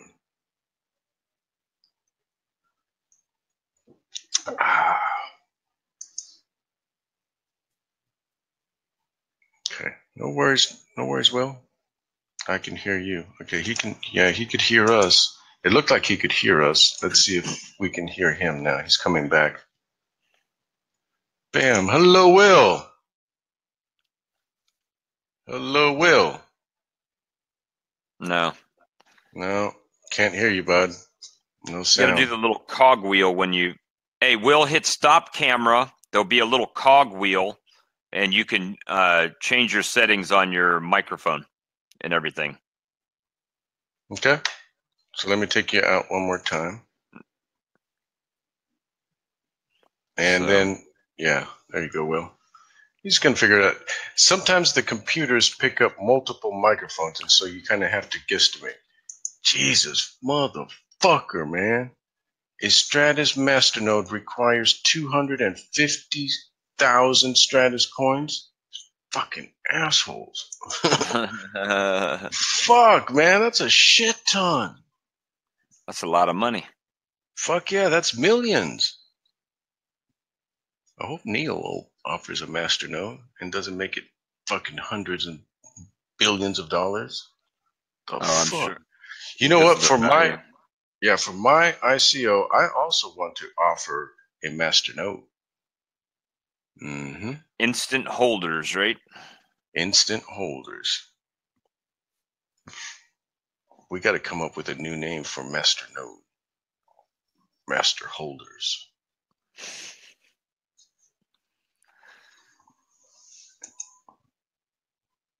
Okay, let's see. Hopefully, here we come with Will. Hey, Will. Did I get it? All right. We got it. We got it. That wasn't too hard. Okay, good. So, Will, please introduce yourself. My name is Will Bound. Like I said, I'm the founder of Real AI, founder and architect of Real AI. New Real AI. You're the engineer that is working on artificial intelligence. Mm-hmm. Oh man, we're gonna have a fun time. All right, bud. So, how long have you been working with AI? I'm a programmer, so not a mathematician or anything like that, or a data scientist, and didn't go on that path. But okay. I've been programming for 25 years, and I've been following all the artificial intelligence stuff from the beginning. Nice. So give us a little. Where did it start? Where are we at? And if you could do that in like 5 minutes, that'd be great. I'll grab a beer real quick. So it was 4 years ago in the big Bitcoin bubble. The first bubble happened after Mt. Gox or whatever. We were all excited about, startups and stuff. And I came up with the idea way back then. I was like, we got to figure out some way to, to use the energy of Bitcoin for something other than just the mining, like the energy use. So we spent the next about a year architecting. I made a prototype, we figured out that we couldn't really use the AI. Or we couldn't figure out a way to use the AI itself as a proof of something. Proof of work, proof of stake. We couldn't use it for that, so we ended up just putting it on top of proof of stake. So we have a fork of Peercoin that I did, made 4 years ago, and we added custom transactions to implement the kind of like smart contracts with Ethereum, except for it's on its own blockchain. I mean, on the actual, because Peercoin's a fork of Bitcoin, and so we just added these custom transactions, and that's what a prototype does. How come Peercoin doesn't add those custom transactions? Because they were just, they had their one purpose, which they were the very first proof of stake coin. And so their purpose was to have proof of stake. It was the invention of proof of stake. Okay. Peercoin. How much do you have to stake, or do you have to stake it in a special wallet? Because, God damn it, I've kept that on Poloniex. The Peercoin you did? You bought some Peercoin? I own Peercoin. Oh, man, I don't think you can stake on Poloniex. I don't think they stake for you, do they? No, I don't think so. They take all the stake. They're taking the steak. They're eating your steak. They're eating my steak. I got fucking eggs. Assholes. Because I eat steak and eggs almost every day. Oh yeah. Yeah. They are taking my steak. So I've got to create a wallet then, right? To stake it in. Mm-hmm. Okay. Mm-hmm. I'll get on that, Bob. Add that to the list. All right. So back to the AIs, where we started and where we're at. Yeah. Where are we at with AIs? Or I went to go get a beer, so what did I miss? I'm sorry. Just nothing much. Just just that I've been. I started 4 years ago, forked Peercoin, and add these custom transactions. Yeah, and then we were the first. We were one of the first that's still around, like of the AI blockchain project. So we thought of it way back then and made the prototype. But we're just here in Utah, so there's not that much. It's not like Silicon Valley or anything. But we didn't really. I won the Texas Bitcoin hackathon. We were supposed to do $1 million prize, right? Yeah, it was 500,000 investment, but we had to put on a successful token sale or whatever way back last year. Okay. And we had a year, or no, after the prize, so it was 2015 to 2016. We had a year to do it, but I didn't. It wasn't I'm a programmer. I tried to do everything, but I couldn't find anybody that would take it on as far as CEO or anything kind of stuff. Had we just been in touch. Yeah. Yeah. That would have been a great time to start back then. We'd be billionaires already. Yeah. Mm-hmm. Yeah. I'm doing an ICO myself. Ah. And I'm going to need advisors and whatnot because I got big plans. Cool. And I love AI, man. Like, did you get to where we're at right now, or where it started, or? No, so I mean that's what started, but where we're at right now. So, we did all that stuff, and then this big ICO thing happened. I finally found someone to take on the CEO role. So before that, though, what did you program that made you won the $500,000? What was this program?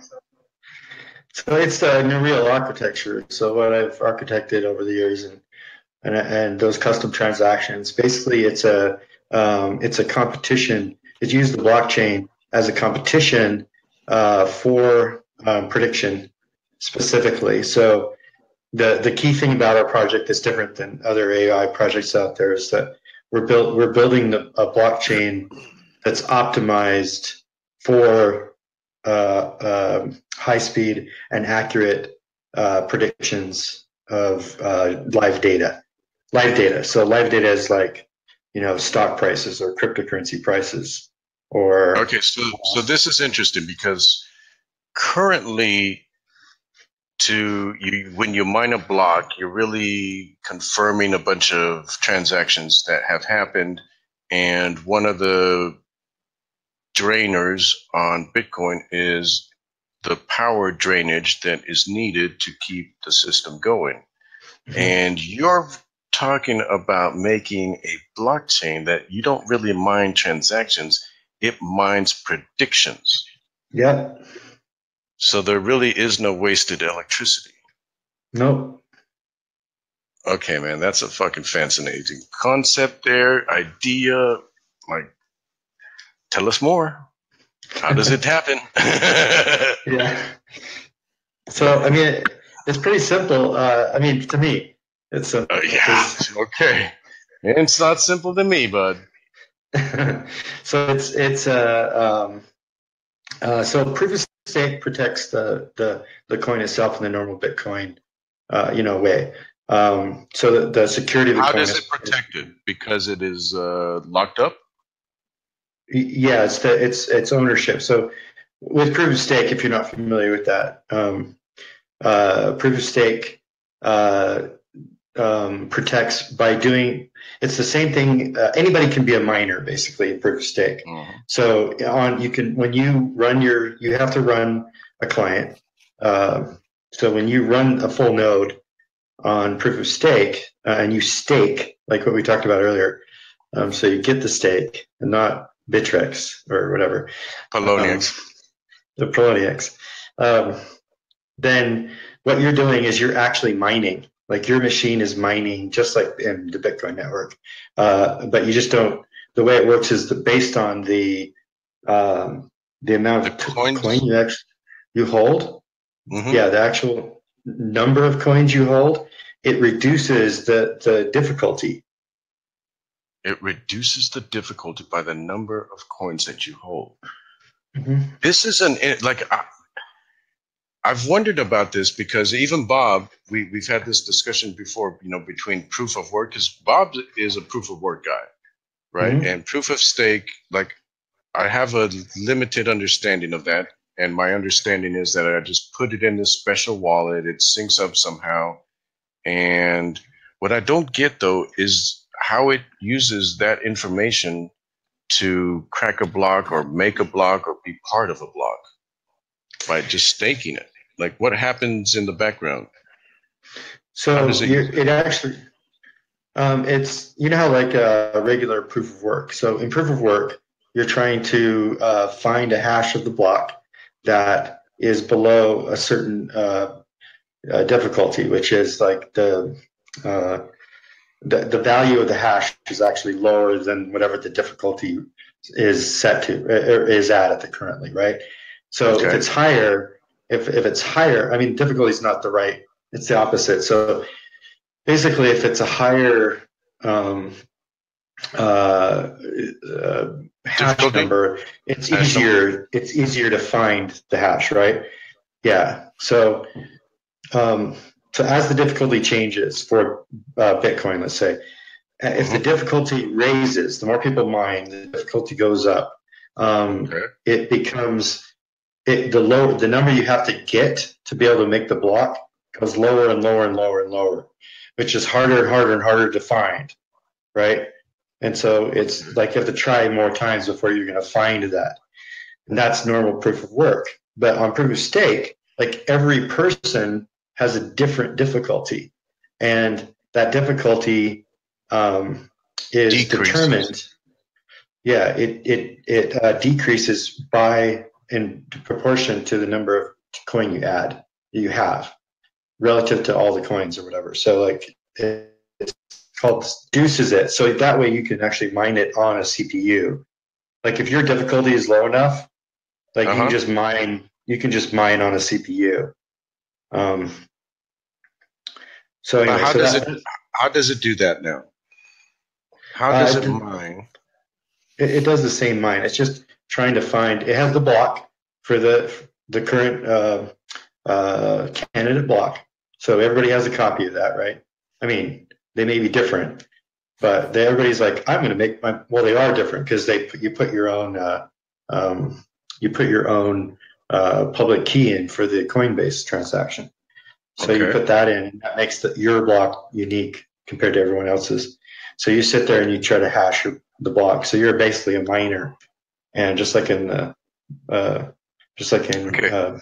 But what I'm not understanding though is how you're hashing just by having coins in a wallet. Like I know with proof of work, my computer is actually doing something, but with proof of stake, like my computer really isn't doing shit. So no, is this is. It is? Yeah. Is it essential? How is this done, man? This is interesting. It's still doing it. It's just it's much easier like to do. So like there's some reason, there's some ratio, whatever, doesn't change it enough that like if you threw like massive GPUs at it or ASICs or something, right? That doesn't count for shit because it is proportionate to the coins that you hold in your wallet. Yeah. Whoa. Huh. So would it if I say I held 100 coins, right, or 1,000 coins of Dash, and I got this masternode, right? Or that's a totally different thing, right? Staking it with Dash. Do they stake? They have a masternode. So I don't know if that's proof of work or proof of stake, but you have to put 1,000 Dash coins, to have the masternode. So, but what I was trying to get at is that if I have 1,000 coins of Dash, and I've got this little desktop computer, and then I've got a mining rig over here, so I could hook up either one, and it gives me the same because of my coins. Is that correct? Yeah, the amount of compute it takes is yep. I mean, that's in essence what ends up happening. I was in the code. I know the code. Like I have a YouTube video where I delve into the deep. It's my most watched. It's the most watched YouTube video on the reel, and I go deep into the code and talk about it a lot in that video. So that's kind of fun. People like that. If that, I think I have to watch that video. Yeah. It's okay. So you're taking it a step further then, because this is not just staking and doing imaginary calculations to solve a block of transactions, right? That's what a block is. How many transactions are in a typical block? For Nereal or for different? Just in general. Does it vary, differentiate that much? You mean like in Bitcoin or something? Like Bitcoin to Litecoin, or like the number of transactions in a block. Is there an average? Yeah, there's probably change based on the adoption. Like if there's a lot of people doing stuff and a lot of things happening, then it could take up. That's what's happening with Bitcoin, right?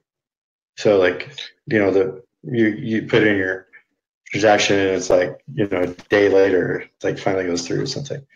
That's my understanding, and I asked Bob about this because I had I have a mining pool as well, and so when we solve a block, we get 7,100 coins of ETN.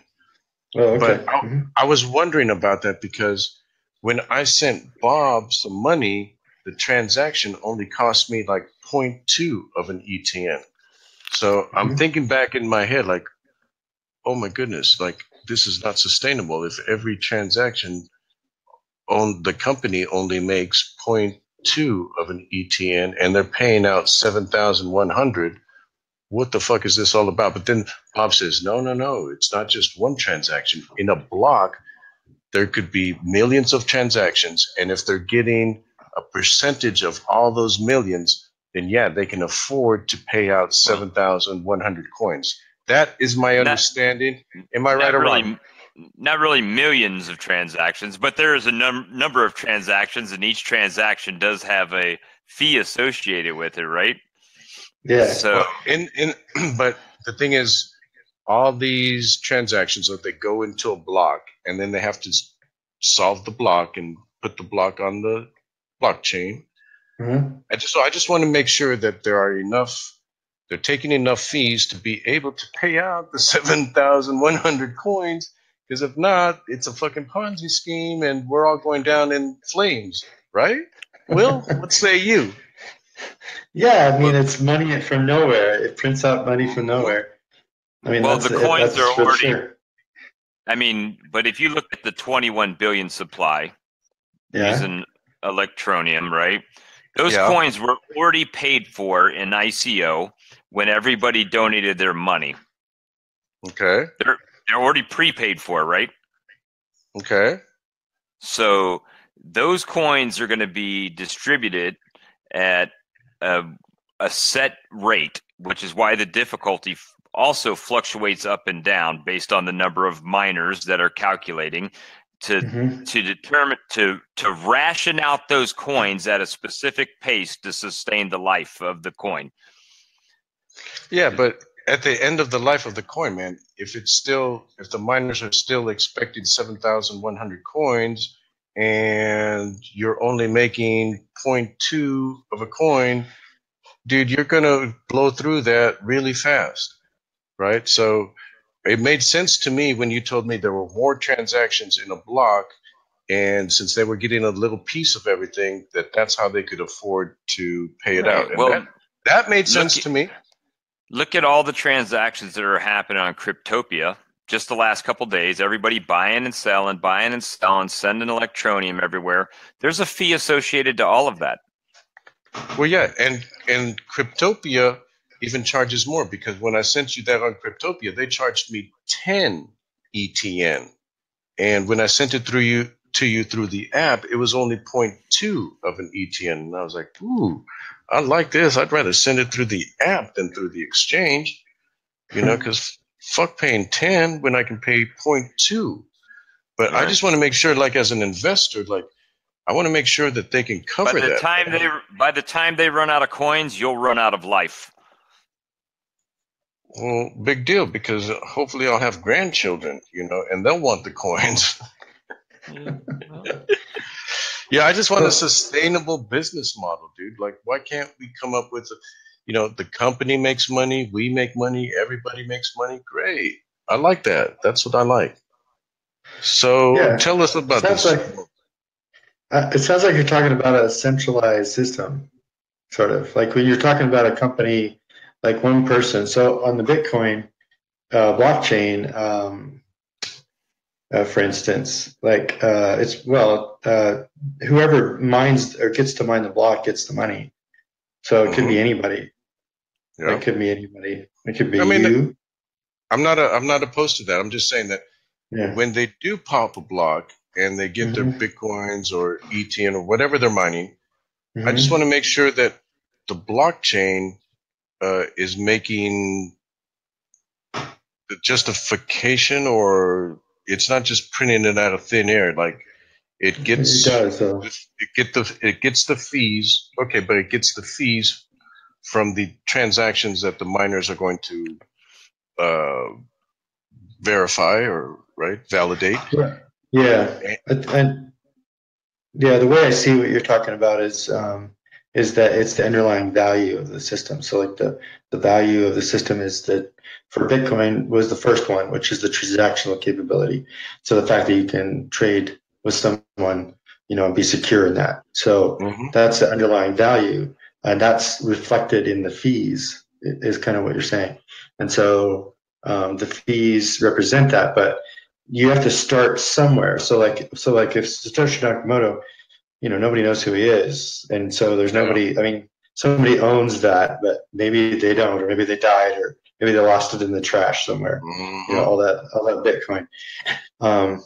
But, if you start off a blockchain from scratch and nobody owns any of it, then people start getting it during, you have to create. That's how you're starting, right? Scratch, nobody owned it, and bam, here we go. Yeah. But the important part is what you touched on earlier, is that today starting a blockchain from scratch is really, really, really risky. And the reason why is because the security of that chain can be compromised really easily if there's not a distribution of owners. Okay. So it's about collusion. So if there's only 2 blockchain people on the blockchain, or there's only 3, let's say, right? There's 3 people that are running the blockchain. That means that 2 of them could collude and just cut the other person out and control the whole blockchain. So that's what can happen. So what how you want is how can they do that? How can they do that? How can they cut the other guy out? Just like when we were in our mod vote, right? And we were like, oh, yeah, we'll make that person a mod. Well, we need to check with Andreas. I said, well, if you and I already agree on it, then it doesn't matter what Andreas says. Okay, great. Yeah. But that's a little different than when we're on the blockchain. No, it's the same. It's the same? Yeah, because I get to decide. Like, if I get to make the block, I decide what goes in there. To a degree. I mean, there's a lot of things I can pick. Like, I can say, well, I don't want this transaction. I want to keep this one. I don't want that. I don't like that one. And I can decide that when I get the chance to make the block. Okay. So if you have like 100,000 people, the chances of half of them colluding together are very slim. Yeah, statistically speaking, like less than 1% probably. Mm-hmm. So the way that if we have big owners of Nereal, it's not going to, and we try to start on a blockchain, it's not going to be protected because it's proof of stake. And so I've only got 5 people. That means that they can all collude towards the what they want to do. I mean, which is okay, because they're the owners, right? Let's if new people that. want to come in, they can, Let's take that to the next step. Like if they somehow thought, I want to rule the world and $1 billion, what's the worst damage that they could, they get to write the chain, so they get to include, they can't particularly include transactions, because that's signing that's the signature of the owner of the coin, but they can control who gets the coin. They can control like the released coin, like the amount per block. They can control that. They can block any transactions from people they don't want. They can just say, you can't have a transaction. You can't use this network or whatever. And trace it to like a wallet or something? Well, they could double spend is what they could do as well. Oh, okay. When you're first starting off a blockchain, you've got to have very trusted people. Mm-hmm. Okay. Or have a large array of owners already out of the gate. And so that's why we really want to do, we are constructing our token cell, our ICO to be more like we have a very low minimum. We want. Yeah, we like that, Will, because we've got a Facebook group here of 20,000 people. A lot of these are newbie guys, and we're trying to present them good information and good companies, man. And I like where you're going with this, because now instead of this, doing a transaction that the electricity is wasted, it's actually solving. Word it correctly, man. Paint the picture for me of what it's really doing. It's trying to predict the future. It's finding predictions. Okay, it's finding predictions. And how does it use the results of those predictions to make the block or pop the block? It doesn't. It includes the payout function in the blockchain. So in the block. So just like you have a payout. It's not printing coins from nowhere, like the proof of stake. It's called the Coinbase transaction. The one that pays out in Bitcoin, it pays out the block reward. In a stake coin, it pays out the stake. That transaction is called the Coinbase transaction, and That's where Coinbase get their name, by the way. The company Coinbase. But anyway, it's the Coinbase transaction, and that transaction is determined. There's a certain format for it, but it's not.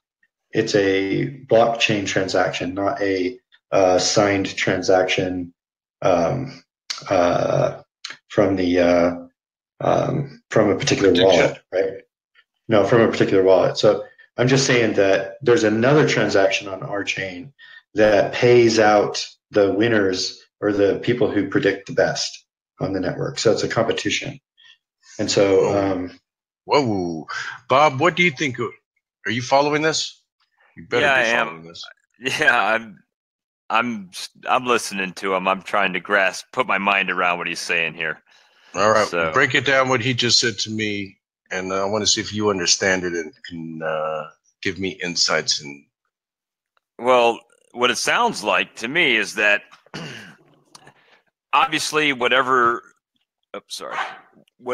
you're using, like CPU, it's hashing, right? It's solving predictions, right? Okay. Or calculations. It's all based on calculations, and you're rewarded for the most accurate prediction. Yeah. So what happens is, if you can imagine the block. So the blockchain is a chain of blocks, right? So you guys get that. So you got block after block after block.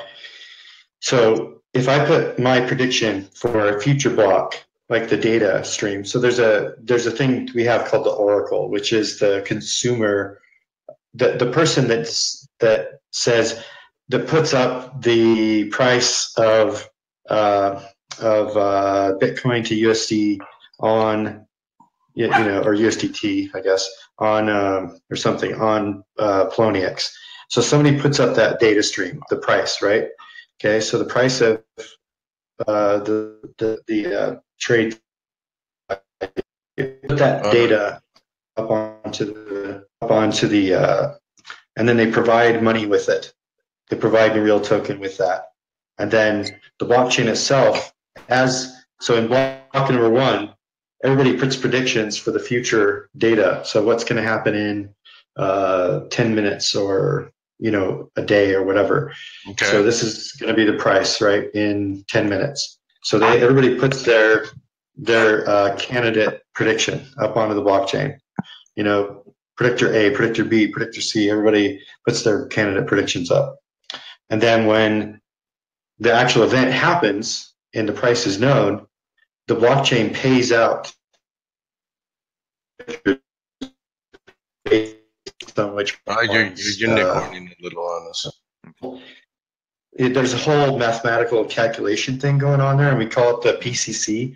So it's the prediction closeness calculation, and it's a mathematical thing to incentivize for particular purposes, particular data streams. So people will get to pick which one they want, basically, as a data provider, or oracle is what we call them.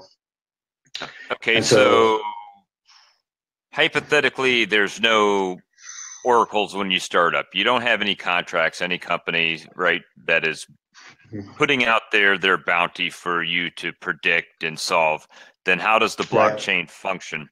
If there's no bounty for the miners or anybody to predict, then how does it function at that point? Yeah, it's just the proof of stake. It's just a coin, so it just sits there. So hopefully, with these custom transactions, people will start. We understand that's an issue, so we're creating a powered by Nereal company, and so this is the service company that goes along with the open source foundation. Yep. Did we lose them? Your internet. Your internet connection is. How's that? Well, it's like you're unicorning. What we call unicorning, when we go like this, that means you're frozen. Yeah, he's frozen right now. Yeah, he's frozen. Okay, Kyler, man, but I can't read all of this and keep my train of thought. You went the wrong way, Pierre. There you go. Yeah. I can't do it, bud. It throws me off. I can't read this and then try to. Okay, I'm going to take Will. I'm going to take you out real quick and see if you can come back in. No, he even left the lobby, man. Man, we probably got how much time we got? About like 20 minutes. Yeah. So hopefully he can come back and we can talk about AI now. Now that we've got a basic understanding. So you were bullshitting me then, Bob, with this millions of transactions in a block. Not in a block, but you said that, oh, how can they sustain themselves to pay the block? Every single transaction that's happening, they receive a fee. Okay, hold on. We'll talk about this another time because Will is back. All right, Will, welcome back. So what happens when you lose connection? That's the question on the neural network. No, I'm just kidding. You won't lose connection, right? We're gonna set you up with titanium, and they basically give a 99.59 guarantee that they're gonna keep you up. Nice. Yeah. And cheaper than Amazon and everybody else. I like it. That would be nice. Bob even got a job with them, and I put in like $40,000 into their ICO. Yeah. Nice. So I'm liking what I'm hearing from you guys, right? Because, you know, one of the things that when I think about Bitcoin is that, motherfucker, man, like all this electricity is wasted. Mm-hmm. Like it could be used for so much better stuff. Mm-hmm. You know, I mean, it's hard to justify, you know, losing. You know how much electricity is lost by any chance off the top of your head? Who, me? Yeah. Well, it was a while back. I mean, I did calculate it one time. It was a while back, but it was like $10 million a month at the time. And that was like way back. That's way before now, where the difficulty's just gone skyrocketed. I mean, it's 100,000 times more compute than the world's largest supercomputer. Holy fuck, man. And all of that is going to waste. And you're going to put all of that to work. That's right. Yeah, that's hard to bet against, man. Are you the first blockchain that really uses, is this your technology? Are you the first ones? Who's your competition? What are we talking about here? Because this is revolutionary, right? Yeah. There was Cure. You guys heard of Cure Coin? Cure, C-U-R-E? Cure Coin? Folding coin? Folding coin, have you heard? Yeah. And I think Kyler mentioned them on yesterday's show, so we got kind of an understanding about that. Cool. So yeah, they started actually about the same time I did. So there was this whole thing, you know, like my project started about the same time Ethereum did too. And so there's this whole like, you know, everybody was kind of thinking about it, doing something. So I'm not the only project that, I mean, Ethereum has, they have an alternate use, you know, to run contracts and stuff. So it's not like, you know, it's much wasted because you get like some more value than just a transaction, right? Okay. Like it's actually going to be the world's supercomputer, right? I mean, when it my project. I'm hoping that, you know, it's what we're hoping for is it's the world's most accurate prediction platform. The world's most accurate prediction. Man, if you can predict the fucking future. Yeah. Or, okay, what kind of statistical mean, man? We're in a bell-shaped curve, right? And every, when you deviate from the mean, right? So what, to get you to that point, statistically speaking, where do you have to be? Do you have to be in the 99 plus or minus 3 standard deviations? I think they're going for less than that. What are you going for? Tell me, like statistically speaking. You mean for the predictions? Yeah. To be the most accurate, one standard deviation or 2? 3. No. I mean, they just keep adding them. That's the thing. You know, there's no. I call it the nines. You know, just add the nines. 0.999999999. And this was interesting because when we were talking to Kyler, he said, even with the old predictions, you could just add more money to continue the predictions, since the data points, the AI knows what to measure. Yeah, in fact, that was one thing that I have to explain a lot, is that the difference between traditional AI currently is mainly focused on using historical data, and then you make a model that doesn't change. It's not like what I call online learning. Well, people call it that, not just me. Online learning. Okay, so your AI is going to use more data point sets. And be continuous. Be continuous into the future. So one thing I is, like that. I fucking love that, man. That is as far. Yeah. All right. So, let's see here. Let's get more to your ICO, man. Tell us more about you, your team, who you've gotten, what the goal is when you're coming out with a product. Man, sadly, we only have 15 minutes, man. Can we bring you back on tomorrow? In the evening like this? Yeah, we usually, where are you at? In Utah. In Utah. So I think you're in the same time zone as me. I'm in Las Vegas. Oh, okay. Yeah. Yeah, we are. Okay. So you're my neighbor. Yeah. You crazy Mormons. Bob's a Mormon too. Yeah. I'm not Mormon. Don't worry about it. You wouldn't believe that he would be a Mormon either. He's over here chain smoking, drinking Jim Beam, vaping right now. I mean, and he doesn't even have more than one wife. Like, what kind of Mormon is that, right? Does he qualify? I don't think he's a real Mormon. No. So, but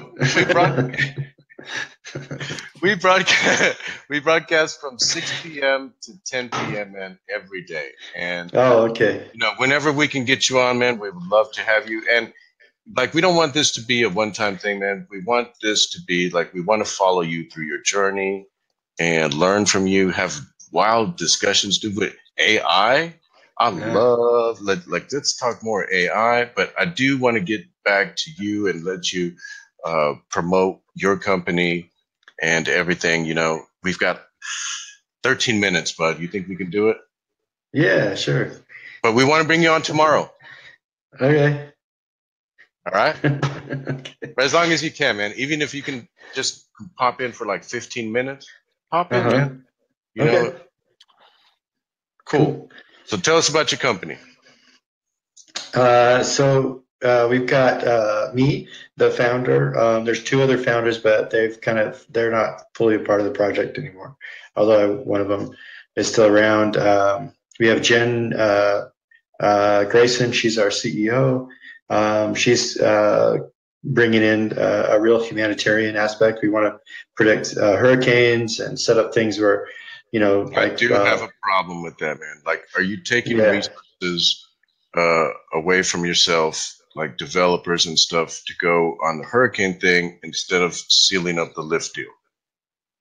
Well, we're starting out with the cryptocurrency trading bot, and so that's going to be our first MVP. We think it's really sexy. It's got the potential to carry us on.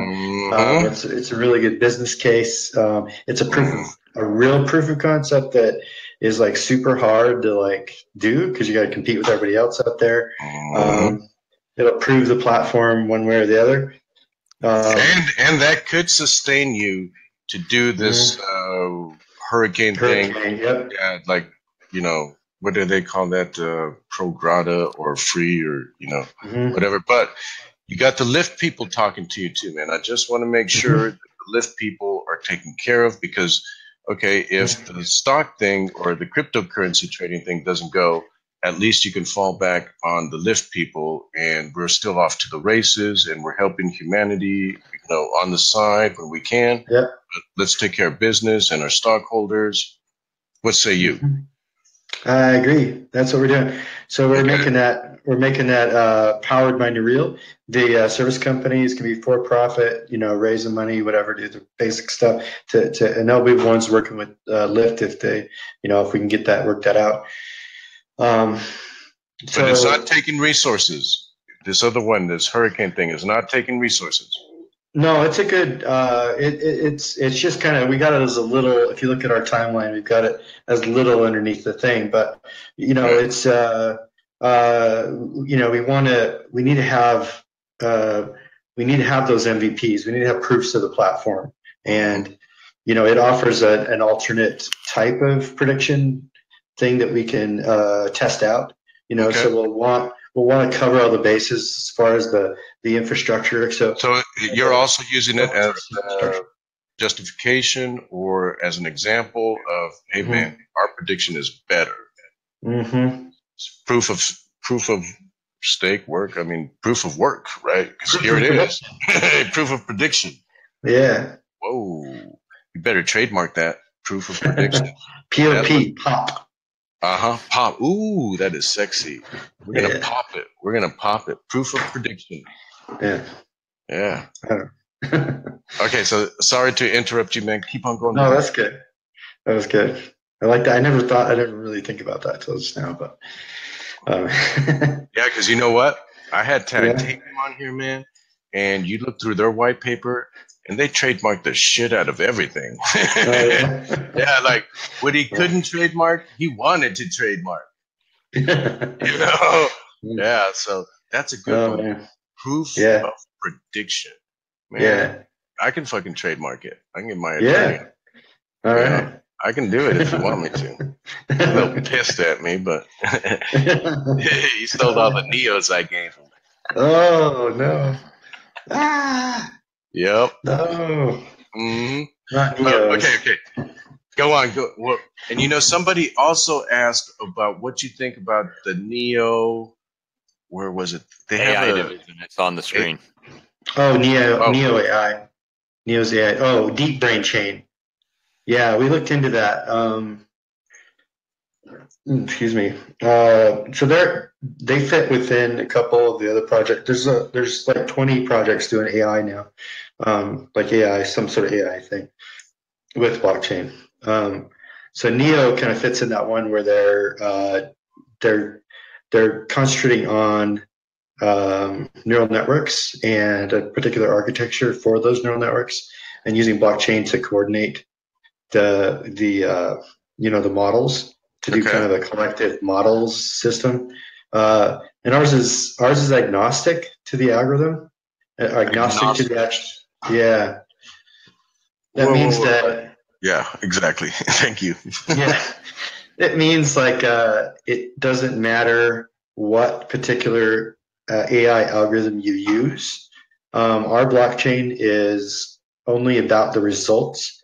And it does what's called an ensemble of all the different algorithms, and so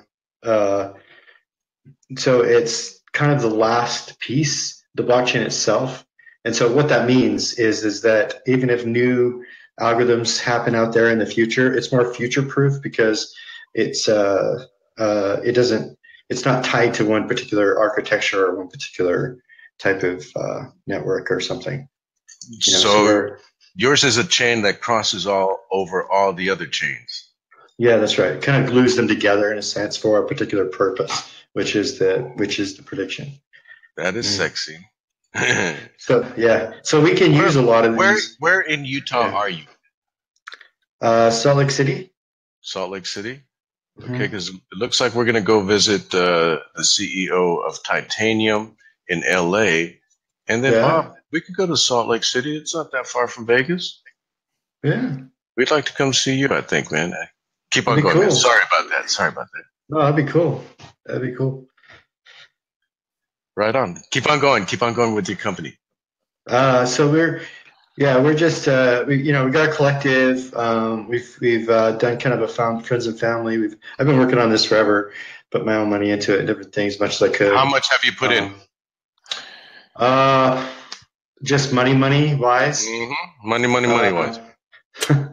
Not time. If you don't count time, it's probably I don't know. I want to count time too. I want to know how many man hours that you would guesstimate at a reasonable, salary that you have had that you would pay a regular, I want to know exactly how much you put in, man. How much you think that if I had hired you to do the same work and for a reasonable amount of pay, like what's a reasonable amount of pay for you right now?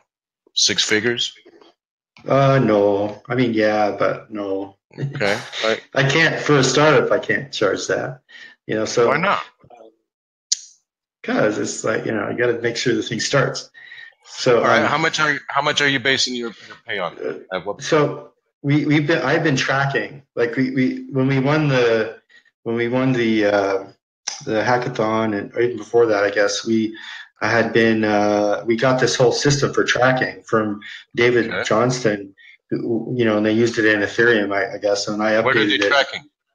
It's tracking contributions. So it's the early contributors to the project. So we have this whole open spreadsheet. It's all public.